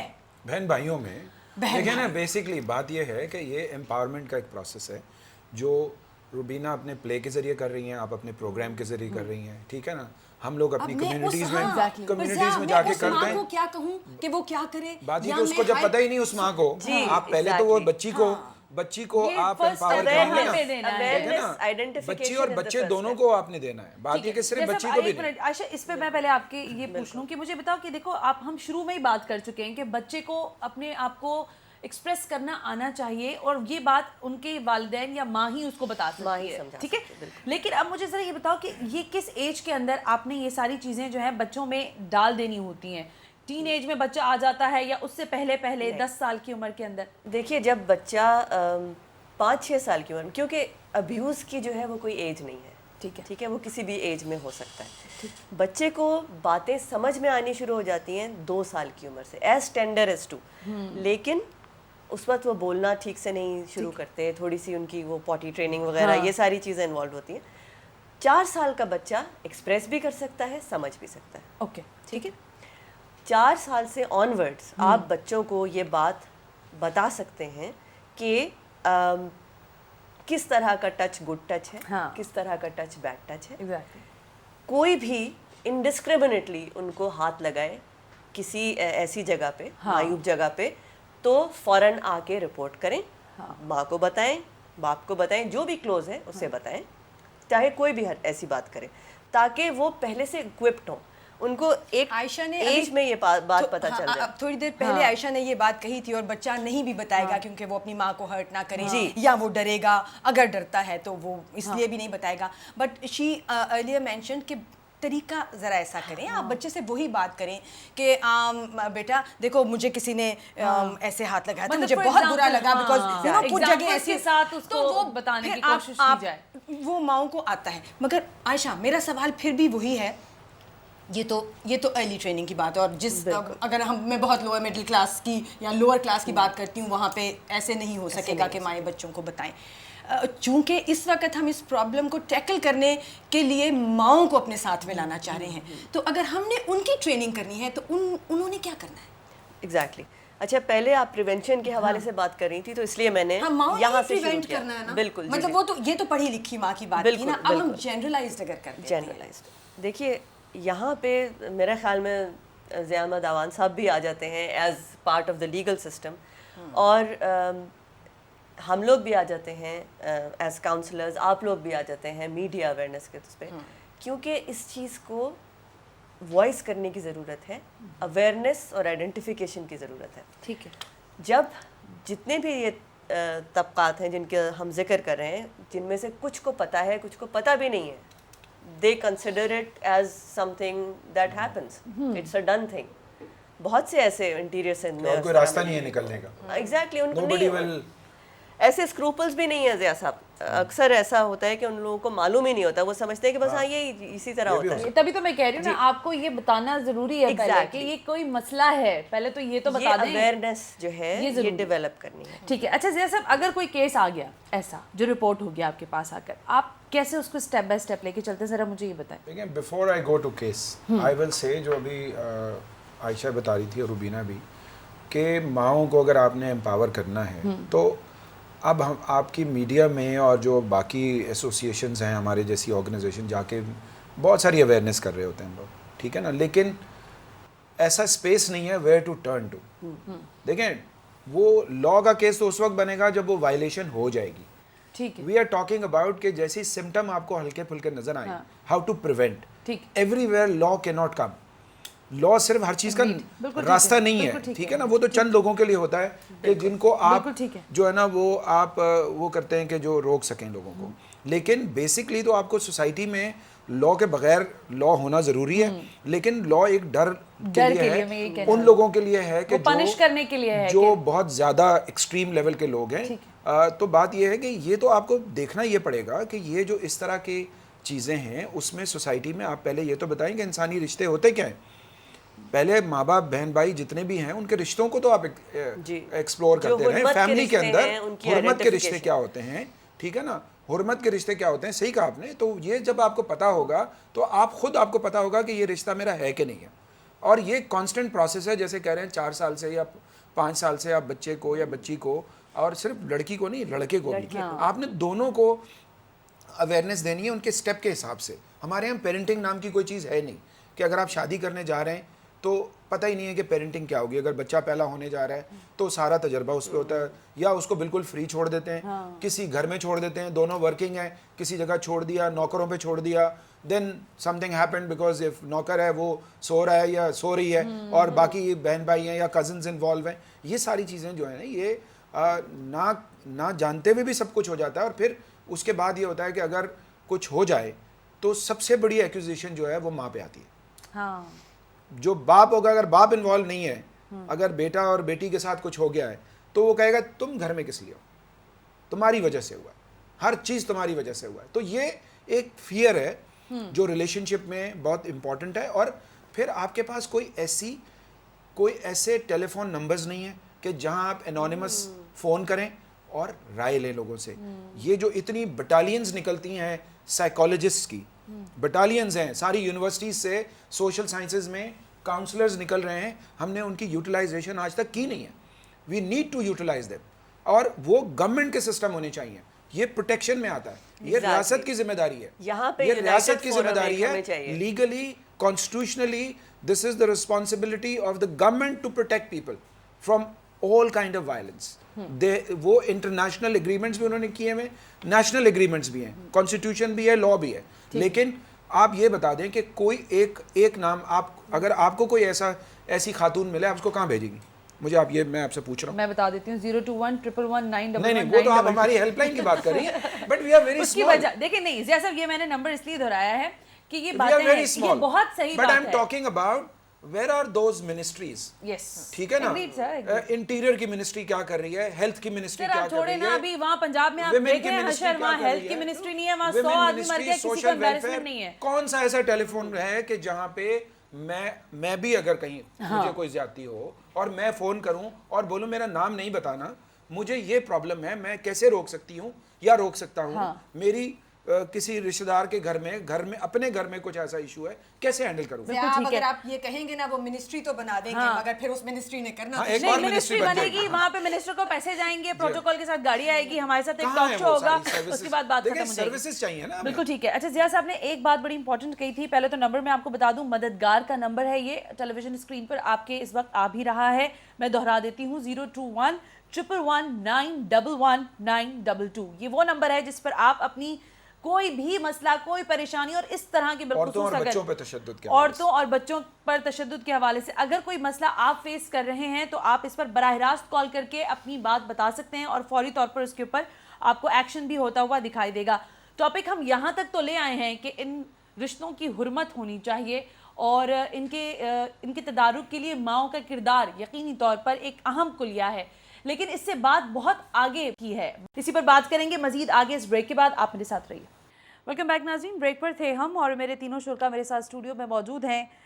आज का बच्चा कल का बाप होगा, आज की बच्ची कल की माँ होगी, लेकिन आज का बच्चा अगर इस जैसे जिनसी तशद्दुद का शिकार होगा तो वो कल कैसा बाप होगा, ये आप भी सोचिए, हम भी यहाँ बैठकर सोच रहे हैं। रुबीना, ये रवैये की हमने बात की है कि माँ को आप कह रही हैं कि वो उस माँ तक मुझे पहुँचना है जिसको मुझे एम्पावर भी करना है और उसको ये भी बताना है कि तुम अपनी कोई इस तरह की हेजिटेशन अगर देख रही हो आसपास तो उसके ऊपर आवाज़ उठाई जा सकती है। आपको लगता है कि हमारे रूरल एरियाज़ के अंदर, हमारा पूरा सिंध, पंजाब, इनफैक्ट बलूचिस्तान, आपको याद है बलूचिस्तान के अंदर जब औरतों को जिंदा गाड़ा गया था तो मिनिस्टर साहब ने क्या कहा था? आपको ये भी याद है कि हमारे यहाँ पिटती हुई औरत सड़क पे कोई घसीट के लेके जा रहा हो, लोग तमाशा देख रहे होते लेकिन आवाज़ नहीं उठा रहे होते। तो वो जब औरत इतने सारे अपने ऊपर मसाइल देख रही होती है तो आपको लगता है कि आप उसको एम्पावर करने की बात कर सकते हैं और उसको उठा सकते हैं, उसको जगा सकते हैं, उसको झंझोड़ सकते हैं? देखिए, एम्पावर्ड तो औरत है because she has been given a lot of power by God. ठीक है, मैं तो सिर्फ एक जगाने की शऊर की एक इंसान को अल्लाह मियाँ ने इतनी बड़ी ताकत वदियत की है कि वो एक नई ज़िंदगी बना के इस माशरे में दे, और उस ज़िंदगी को बना के माशरे में देने के साथ साथ कुछ रिस्पॉन्सिबिलिटी भी दी है। मैं तो सिर्फ ये बात कर रही हूँ कि वो सब औरतें जो माएँ हैं, वो सिर्फ माएँ बच्चा पैदा करने तक नहीं हैं, वो उस असल में माँ, उसके बाद माँ का रोल शुरू होता है, जहाँ से जो ज़िया ने भी कहा और जो हम सब समझते हैं बहुत अपने दिल से कि माँ ने ही अगर हमारे माशरे में आज कोई गलती है तो उसका बड़ा कसूरवार माएँ हैं। अगर हमारे घरों में सास बहू के झगड़े हैं तो उसका बड़ा हिस्सा जो है उसका कसूर हम माओं को ही देंगे। और अगर हमारे सोशल सेटअप में इस तरह के टैबू इश्यूज़ हैं जिनको हम अंडर द कारपेट डाल के और समझ रहे हैं कि वो बात ख़त्म हो जाएगी, तो भी वहाँ हर जगह इन्वॉल्वमेंट तो चूँकि माँ का है तो रिस्पॉन्सिबिलिटी भी है। सो छोटी उम्र से अपने बच्चों को बताना भी हमारा ही काम है कि रिश्तों का तकद्दुस क्या है। जैसे इस पर पॉइंट ले लूं रुबीना, सॉरी आप प्लीज बिल्कुल रुबीना जो है वो सोच रही है ये तो सब्जेक्ट ऐसा बहुत टची हो रही है रुबीना ना। जैसा मैं ये थोड़ा सा आपसे पूछना चाहूँगी, मैं सवाल बड़ा संजीदा है। आपको लग रहा है कि आज इस माशरे में जहाँ आप और मैं बैठे हैं, जहाँ हम बैठकर दुनिया भर के जराइम देख रहे होते हैं और हमारे सामने होते हैं, हमें अब फ़र्क नहीं पड़ता डेथ टोल अगर 16 के बजाय 100 ना हो तो हमें फ़र्क होता है, अच्छा 100 है तो फिर ठीक है, 16 का डेथ टोल होता है तो हमारे लिए कोई मसला नहीं होता। आपको लगता है कि हम जहाँ कहते हैं सिर्फ हमारा मसला बिजली पानी है और कुछ नहीं है? कर सकते हैं। देखें, जो आपने बात की है मैं आपको प्रैक्टिकली बताता हूँ कि अगर आप 15-20 साल पीछे चले जाएं तो रेप विक्टिम आपको कभी वो जो उसको टैबू थे, जो इश्यूज हैं अभी भी हैं, लेकिन जो उस वक्त है वो आज नहीं है। आज आपके छोटी छोटी ऑर्गेनाइजेशंस जो NGOs हैं, सिविल सोसाइटी की इंस्टीट्यूशंस हैं, वो एक बड़े खुल के मतलब जो है ना वो इन चीज़ों पे काम कर रहे हैं जाके फील्ड में, और लोग आके उनको रिपोर्ट करते हैं। अब इवन मीडिया को भी रिपोर्ट करने लगे। बिल्कुल ठीक है। रेप केसेस सेकंड होता है, हमें अब कई दफ़ा रेप केसेस के हवाले से अगर हम देखें तो हम मीडिया से फिर पिक कर रहे होते हैं, या मीडिया वाले हमारे पास लेकर आते हैं, अपना उन्होंने इंटरव्यू किया, बात की, वो फिर हमारे पास ले आते हैं। तो ये चेंज है सोसाइटी में, और बहुत स्लो चेंज है, but we have to struggle lot, because ये जो इस तरह के इश्यूज हैं, जो टैबू इश्यूज कहलाते हैं, उन पे काम करना अपने आप को एक जहाद करने के बराबर है। और ये जहाद काश मस्जिदों से भी हो, कि जो इंसानी रिश्तों की तकदीस है, जो इंसानी रिश्तों की तकदीस है, उसके लिए हम मस्जिद के इंस्टीट्यूशन को भी इस्तेमाल करें। वो पंचायत का निज़ाम जो कि मस्जिदों में कभी कभी होता था, मैं अभी आज के सीन की बात नहीं कर रहा, आज के सीन की बात नहीं कर रहा। देखें, कश्मीर में जिहाद, फ़लस्तीन में जिहाद, अफगानिस्तान में जिहाद, वो एक अलग वो है, लेकिन जो अपनी सोसाइटी में, अपने मोहल्ले में कारोकारी के खिलाफ, रेप के खिलाफ, इन चीज़ों के खिलाफ, इसमें सरमंस की ज़रूरत है। और मैं समझता हूँ कि इसमें हर आदमी को अपना रोल प्ले करने की ज़रूरत है। आप जो बात कर रही हैं कि बात यह कि जो सोसाइटी, अगर कोई औरत आके बात करे कि मेरी बच्ची के साथ, या कोई बच्ची आके बात करे माँ से, तो अगर वो जब तक उसको सुनेगी नहीं, जो टॉलरेंस का लेवल है ना, वो नहीं है। बात ये, लोगों के पास टाइम नहीं है, लोग एक दूसरे से बात नहीं करना चाहते, और इससे इंसानी रिश्ते टूट रहे हैं। ठीक है ना, लोग कोर्टों में जा रहे हैं कि भाई आपस में इंटरैक्शन नहीं है। जो इंटेलेक्चुअल इंटरैक्शन है वो नहीं है बिल्कुल किसी तरह का भी। बिल्कुल ठीक है। मैंने खुद भी, क्योंकि आयशा साइकोलॉजी पढ़ी है, और इसके बारे में जहाँ तक मेरा अंदाज़ा है, बाज़-औक़ात इंसानी नफ्सियात बहुत सारी चीज़ों पर आमादा होने के बावजूद उसको सारी चीज़ों का यकीन होता है, उसके सामने सब कुछ होता है, बट वो फ्लैशबैक में ही रखता है उन सारी चीज़ों को, वो कभी एक्सप्रेस नहीं करने के मूड में आता अल्टिल देन, जब तक कि आप उसके लिए कोई बहुत ही वो जो जिहाद वाला लफ्ज है शायद वो आप कर ना लें। नहीं, कोई देखें, कोई एवेन्यू होना चाहिए कि जहां आप सिक्योर फील करो। Exactly. Why people don't go to police station? They go to CPLC or they come to us. Yes. Why? Because of the reason कि थाने का जो कल्चर है उसको लोग अभी एक्सेप्ट नहीं करते। So there are intermediary organizations. Then we go to, we have in our helpline psychologist also. They have a very great role. I think we have to involve them. बिल्कुल ठीक है। जैसा आयशा पूछना मैं ये चाह रही थी आपसे कि देखो ये जो इंसान की नफ्सियात है ना, इसको चाहे बच्चों की आप चाइल्ड साइकोलॉजी ले लें, चाहे एडल्ट्स में चले जाएं आप, इसके वक्त के साथ बतदरीज इसमें तब्दीलियाँ आती हैं। मैंने एक केस अभी मैं बार बार जिसका कह रही हूँ वो ये है कि एक साहब हैं घर में, और उन्होंने, वो चचा हैं, उन्होंने अपनी भतीजी के साथ उसका बेड़ा गर्क कर दिया। अब वो लड़की अपने किसी भी तरह स्ट्रगल के साथ वो ज़िंदगी में आगे बढ़ गई और एक अच्छी पोजीशन पर है, लेकिन आज तक वो कसक, वो तकलीफ, वो गुस्सा, वो सारी चीज़ें उसके अंदर से मैंने नहीं निकलते हुए देखी। मेरी आंखों देखी केस है ये। आप मुझे बताओ कि फिर वो कैसे, हालांकि वो एक बहुत वेल स्टैब्लिश जगह पर मौजूद है और बहुत अच्छी लड़की है, उसको मैं खुद ज़ाती तौर पे जानती हूँ, लेकिन उसके बाज़ चीज़ें, बाज़ मामला इतने ख़तरनाक हैं कि मुझे खौफ भी आता है कि कहीं ऐसा ना हो कि ये खुद कुछ कर जाए या किसी और के साथ कभी कुछ कर जाए। कैसे एड्रेस करेगी वो जानती सब कुछ है, बता भी चुकी है, ऐसा नहीं है कि नहीं बता चुकी, लेकिन वो जो उसका मैं साइकोलॉजिकल माइंड उसका मैं चेक करवा सोच रही हूँ कि कैसा चलता है लॉन्ग टर्म। यस, देखिए ये मैं इसीलिए कह रही थी कि अगर इन चीज़ों का तदारुक बचपने से ही हो जाए तो काफ़ी बेहतर सूरत हाल हो सकती है, क्योंकि अगर एक रिपीटेड अब्यूज़ का केस है तो उसके पर्सनालिटी पे जो असरात होते हैं वो लॉन्ग टर्म होते हैं, जैसे ज़िया साहब कह रहे हैं, और लॉन्ग टर्म असरात जो हैं वो बहुत मुश्किल से जाते हैं, ख़ास तौर पे जब इस तरह कोई टैबू टॉपिक हो जिसको वॉइस करना बहुत मुश्किल हो। ठीक है, अब आप फॉर एग्ज़ाम्पल होमोसेक्सुअलिटी को ले लें, अब से पहले इस बात को मुंह पे लाना भी जो है वो गलत समझा जाता था, अब लोग ओपनली बात कर रहे हैं, निकल के भी आ रहे हैं, फोरम्स में भी डिस्कस हो रहा है, तो लोगों की हिम्मत जो है वो बढ़ गई है। इसी तरह इंशाअल्लाह मैं ये सोचती हूँ और समझती हूँ कि अगर हम मिलकर इंसेस्ट को उठाएं और इसके बारे में लोगों को बताएं, अवेयरनेस डेवलप करें माशरे में, और एज अ ड्यूटीफुल सिटीज़न, एक ज़िम्मेदार शहरी की हैसियत से हम सब मिलकर अपना अपना फ़र्ज़ निभाएं और लोगों को अपनी कैपेसिटी में जहाँ कर सकते हैं वो करते रहें। जितना ज़्यादा इसको वॉइस करेंगे उतनी ज़्यादा जो हमारे पास परपेट्रेटर्स हैं वो और जो विक्टिम्स हैं वो सब आएंगे और एक रिलीफ महसूस। बिल्कुल ठीक है। मुझे आप सवाल दोनों से करना जी जरूर कि जब आप साइकोलॉजी पढ़ रही थी तो आपके टीचर्स ये सब्जेक्ट कभी डिस्कस करते थे? ये सवाल है आपसे।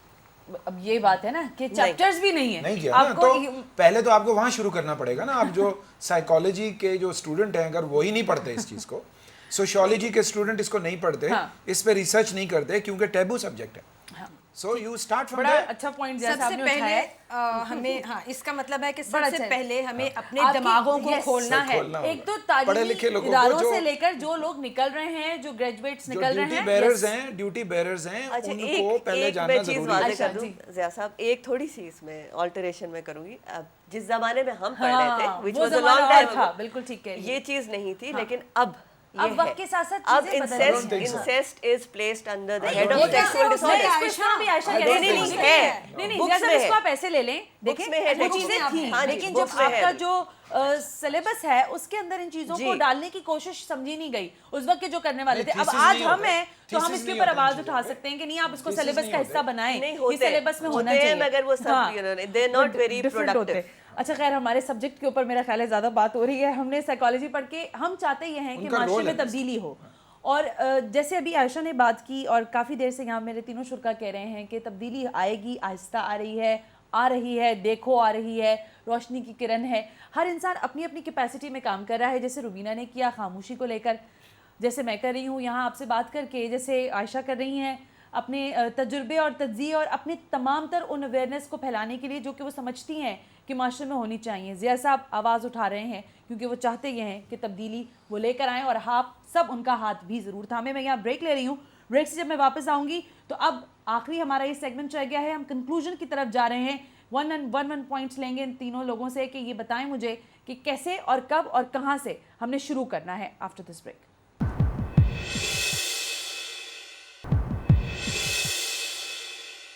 वेलकम बैक नाज़रीन, हम ब्रेक पर थे और आज हम यहाँ गुफ्तगू जो कर रहे हैं, मुझे कुछ जगहों पर ऐसा अबहाम हुआ है कि हम क्या बात कर रहे हैं। हम जिनसी तशद्दुद की बात कर रहे हैं, उन रिश्तों की बात कर रहे हैं जो जिनसी तशद्दुद करने में मुलव्विस है, या फिर हम ओवरऑल एक सोसाइटी के स्टिग्मा की बात कर रहे हैं।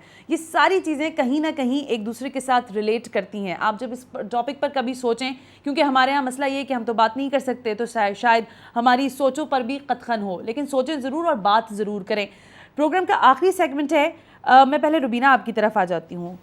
एक खूबसूरत कहानी के साथ टेलीविज़न पर इस प्ले को दिखा देना बहुत काफ़ी है, या भी आप इसके लिए कुछ और स्टेप्स लेना चाहती हैं? एक दफ़ा नहीं, एक दफ़ा से ज़्यादा मैंने कोशिश की। एक मेरा शो होता था पसे आईना, आप लोगों को अगर याद हो, जिसमें मैं पुलिस इंस्पेक्टर थी, तब भी हमने यही बात की थी कि एक औरत है एंड शी फाइंड्स आउट कि उसकी बेटी जो है वो उसके स्टेप फादर से हो रही है। हमने स्टेप किया था, एक्चुअली वो एक ट्रू स्टोरी थी और वो एक सगा बाप था जो अपनी बच्ची के साथ ज्यादती कर रहा था, और उस औरत को जब पता चला था, और बिल्कुल सच्चा वाक़या है, तो उस औरत ने उस आदमी को मार के उसके टुकड़े करके, ये वही बात है जहाँ से तुमने शुरू की थी बात कि टुकड़े क्यों कर देते हैं लोग, मतलब ना, ये हम क्या कर रहे हैं। सो सी she cut him in pieces, she put him in a बोरी, और उसने उसको बोरी में डाल के और अपने घर के बाहर फेंक दिया था कि ये आएंगे सुबह, पुलिस उठाएगी इसको, ले जाएगी। और ये वो माँ थी, एक जैसी माएँ मैं समझती हूँ हमें शायद बनना ही पड़े। तो और इंतज़ार में थी कि अब पुलिस आए and I will confess and I will you know go to the law. हुआ क्या, प्ले का नाम था बड़ा नाम अल्लाह का। प्ले हुआ ये कि वो बोरी ही कभी नहीं मिली, वो गायब हो गई। उस औरत पे लोग शक करते रहे, उस आदमी के रिश्तेदार एक्यूज़ करते रहे, मगर चूंकि एविडेंस गायब हो गया था, कभी किसी को पता ही नहीं चला वो कहाँ गया। वो औरत हैरान रह गई। सो अल्लाह है, अल्लाह वो अपने काम करेगा, लेकिन कुछ काम हमारे करने के हैं। कुछ चीज़ों के लिए चाहे बहुत दूर तक हम डिसाइड ना कर पाएँ कि क्या करना है, लेकिन अपने जहनों को खोलें और केयरफुल हो जाएं। खामोशी जो जहनों की है उसको तोड़ें और केयरफुल हो जाएं। That is my message to the mothers. I don't know what they have to say, but मेरा जैसा यही ख्याल। देखें, जो करना चाहिए, मेरा ख्याल है हम चारों यहाँ जो बैठे हुए हैं हम वही कर रहे हैं। बेसिकली ये भी एक टिपिकल आर्टिस्ट बन के रोज़ाना प्ले करके घर चली जाती, पैसे मिल जाते, सब कुछ हो जाता, but she has a commitment. ठीक है ना। इसी तरह मैं भी लॉयर की ऐसे ऐसे अपना काम करता, कोई सोशल अपने सर्विसेज नहीं देता, जो मेरे अपने कमिटमेंट्स हैं सोसाइटी में। और बात यह है कि लोगों को अगर आप अवेयरनेस देंगे और उसके साथ उनको एवेन्यूज़ देंगे वेयर टू टर्न टू, तो फिर आप चीज़ों को आप निकलते हुए देखेंगे। प्रोटेक्शन की बात हो रही है, अगर रेप विक्टिम आ जाए उसको कौन प्रोटेक्ट करेगा। आप जितनी रेप विक्टिम को आप देखें, चाहे मुख्तारा माई हो, डॉक्टर शाजिया हो, जो भी जितने केस हैं, वो सबसे पहले गए पुलिस स्टेशन रिपोर्ट करने। पुलिस ने उनकी बात नहीं सुनी। फिर पूरी दुनिया में उनको लोगों ने देखा कि वो सपोर्ट किया, अपनी वो बात करी थी। कुछ चली जाती हैं वापस, नहीं करती हैं रिपोर्ट और वो सामने नहीं आती। कुछ बहादुर होती हैं ख़वातीन जो आके ये रिपोर्ट कर रही होती हैं।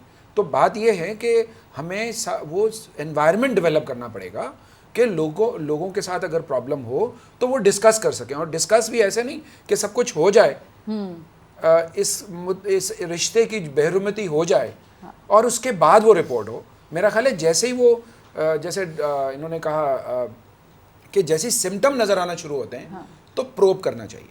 और प्रोब उसी वक्त हो सकती है कि जब आपके बहुत फ्रेंडली रिलेशनशिप हो आपस में, फैमिली में, और इवन आप फैमिली के बाहर भी कुछ ऐसे लोगों से बात कर सकें जो आपको अच्छी एडवाइस दे सकें।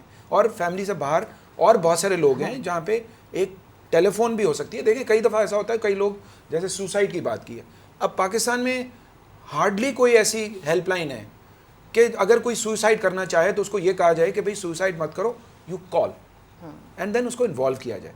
कि हो सकता है वो इतने एक्सट्रीम लेवल पे चला गया किसी भी रीज़न से, इस रीज़न से या रेप के रीज़न से या बेरोज़गारी में या किसी भी चीज़ में, तो अगर वो हेल्पलाइन मौजूद हो तो वो कम से कम उसको हम बचा सकते हैं, उसके लिए सोल्यूशन निकाल सकते हैं। और परपिट्रेटर को टास्क पे लाना भी बहुत ज़रूरी है। अगर आपको डेटरेंस क्रिएट करना है तो उनको टास्क पे लाना ज़रूरी है। लॉ भी होना चाहिए, लॉ की इम्प्लीमेंटेशन भी होनी चाहिए। हर एक आदमी लॉ की बात करता है, ये लॉ आ गया, वो law, where is the implementation? Where is political will? Where is that active judiciary who can take up all these taboo issues? Where is the government which can say that we are spending so much on social justice? कितने पैसे लगाते हैं social justice पे? वैसे ये ideal आप एक state की बात कर रहे हैं जो मुझे नहीं लगता कि हमारे इस्लामी जमहूरिया पाकिस्तान में कभी। नहीं, आपने सोल्यूशन की बात की तो मैंने आपको ये आइडियल सिचुएशन है। हम शायद किसी बाहर की कंट्री में बैठकर ये बात करते हुए भी अच्छे लगेंगे, अपने मुल्क में तो अच्छे भी नहीं लगते। आयशा क्या कहोगे? देखें, मेरे ख्याल में तो सबसे बड़ी जो चीज़ है वो अवेयरनेस है, जो कि हम सब अपने तय जनरेट करने की कोशिश कर ही रहे हैं। एक और ज़रूरी चीज़ ये है कि जो सिम्टम्स हैं उसके बारे में इतनी डिटेल में बात उस वक्त नहीं हो सकी थी क्योंकि बीच में और भी चीज़ें वो प्रॉप अप हो गई थी। जो शाय बच्चे होते हैं या इवन एडोलेसेंस की एज आप ले लें 12-13 ग्रोइंग ऑन टिल टीन्स, वो बहुत ज़्यादा मज़ीद शाय हो जाते हैं, टिमिड हो जाते हैं। उनके अंदर आपको डिप्रेसिव सिम्टम्स नज़र आते हैं, वो छुप के बैठना शुरू हो जाते हैं, सोशल उनको एक शाइनेस शुरू हो जाती है। ये सारे सिम्टम्स जो हैं ये इजीली आइडेंटिफाइबल हैं किसी भी माँ के लिए या घर का कोई बड़ा जो कि उनको सुपरवाइज कर रहा है। इसी तरह कुछ बच्चे जो हैं वो बच्चे या बच्चियाँ उसमें चले जाते हैं डिनायल में।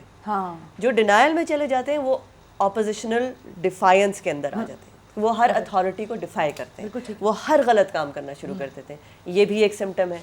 इसको भी ये ना समझा जाए कि ये जो है इसके अंदर कोई प्रॉब्लम डेवलप हो रही है या ये कोई, अगर आपको इस तरह का कोई बच्चा मिले तो उसमें कहीं ना कहीं मैं यकीन से कह सकती हूँ कि कोई प्रॉब्लम ज़रूर होगी। सिर्फ इसी कोई अब्यूज़ के हवाले से ही नहीं, बल्कि किसी भी तरह का अब्यूज़ हो सकता है, कोई सब्सटेंस अब्यूज़ भी हो सकता है, कोई ड्रग्स भी हो सकती हैं, कोई मोलेस्टेशन भी हो सकता है। ठीक है, तो काइंडली माओं से मेरी गुजारिश है कि उठें और पता करें, अपने बच्चों के बारे में जानकारी हासिल करें। वेब बेस्ड हमें चाहिए कि हम अवेयरनेस जनरेट करें। वेबसाइट्स ऐसी बनाएं जहाँ पे इजीली, अब तो हर एक को पता है कि वो जाएं, एक्सेस हो, एग्जैक्टली एक्सेस हो, वहाँ जाएं ताकि उन्हें पता चले कि what is incest, how to deal with it. बिल्कुल जी, मैं पढ़े लिखों की बात कर रही हूँ। पढ़े लिखे भी नेट यूज नहीं करते, और ठीक बात, और कहते भी हैं तो सिर्फ चैट के लिए यूज करते हैं, ये भी मसला है। एग्जैक्टली, लेकिन अगर हम देखें जिनको पता हो ना, कि आयशा की बात एक लिहाज से वैलिड भी है कि कम से कम पढ़े लिखों में तो ना हो ये इशू। जाहिलों को तो हम फिर भी कह देंगे ये जाहिल लोग हैं, ये तो ये सब इनके यहाँ तो होगा नहीं। टेलीविजन बहुत हर घर में, पढ़े लिखों और आपको मालूम है कि पढ़े लिखों में, क्योंकि वो टीवी को तो बहुत तफरी है आपके लिए। पढ़े लिखों में जो है वो this is known as learned helplessness. पढ़े लिखे तो और भी ज्यादा विक्टिमाइज होते हैं क्योंकि उन्हें ये पता ज़्यादा- होता है। ये और बहुत फिर ये बहुत इंपॉर्टेंट बात है आयशा। जी, इस पर जी। बहुत ज़्यादा बात हम कर सकते हैं, लेकिन क्योंकि वक्त की कमी है और मुझे कहा जा रहा है कि प्रोग्राम मैंने वाइंड अप करना है। बहुत बहुत शुक्रिया रुबीना अशरफ साहिबा तशरीफ लाने के लिए और इतनी अच्छी गुफ्तगू की आपने। ज़िया इवान साहब हमेशा की तरह बहुत शुक्रिया। बहुत हम अच्छी गुफ्तगू के साथ साथ बहुत बेहतर नताइज पर भी बात की आपने। और Ayesha thank you very very much कि आप भी तशरीफ़ लेकर आई। तीनों को बुलाने का मकसद ये था कि इनसे जान सकें कि इनके जहनों में वो क्या बातें हैं, वो ख़ास बातें क्या हैं जो ये चाहते हैं कि नमूदार भी हो, आश्कार भी हो और आप तक पहुंचाई जाएं। मेरा मकसद यहाँ से बैठकर सिर्फ इतना है कि अगर आपके इर्द गिर्द इस तरह के वाक़यात हो रहे हैं और आप उनको देख रहे हैं तो मेरा यकीन कर लीजिए आप भी उतने ही बड़े मुजरिम हैं जितना वो शख्स जो कर रहा है। अगले किसी नए टॉपिक तक के लिए अपनी मेज़बान सना हाशमी को इजाज़त दीजिए इस दुआ के साथ कि जहाँ रहिए खुश रहिए। अल्लाह हाफ़िज़।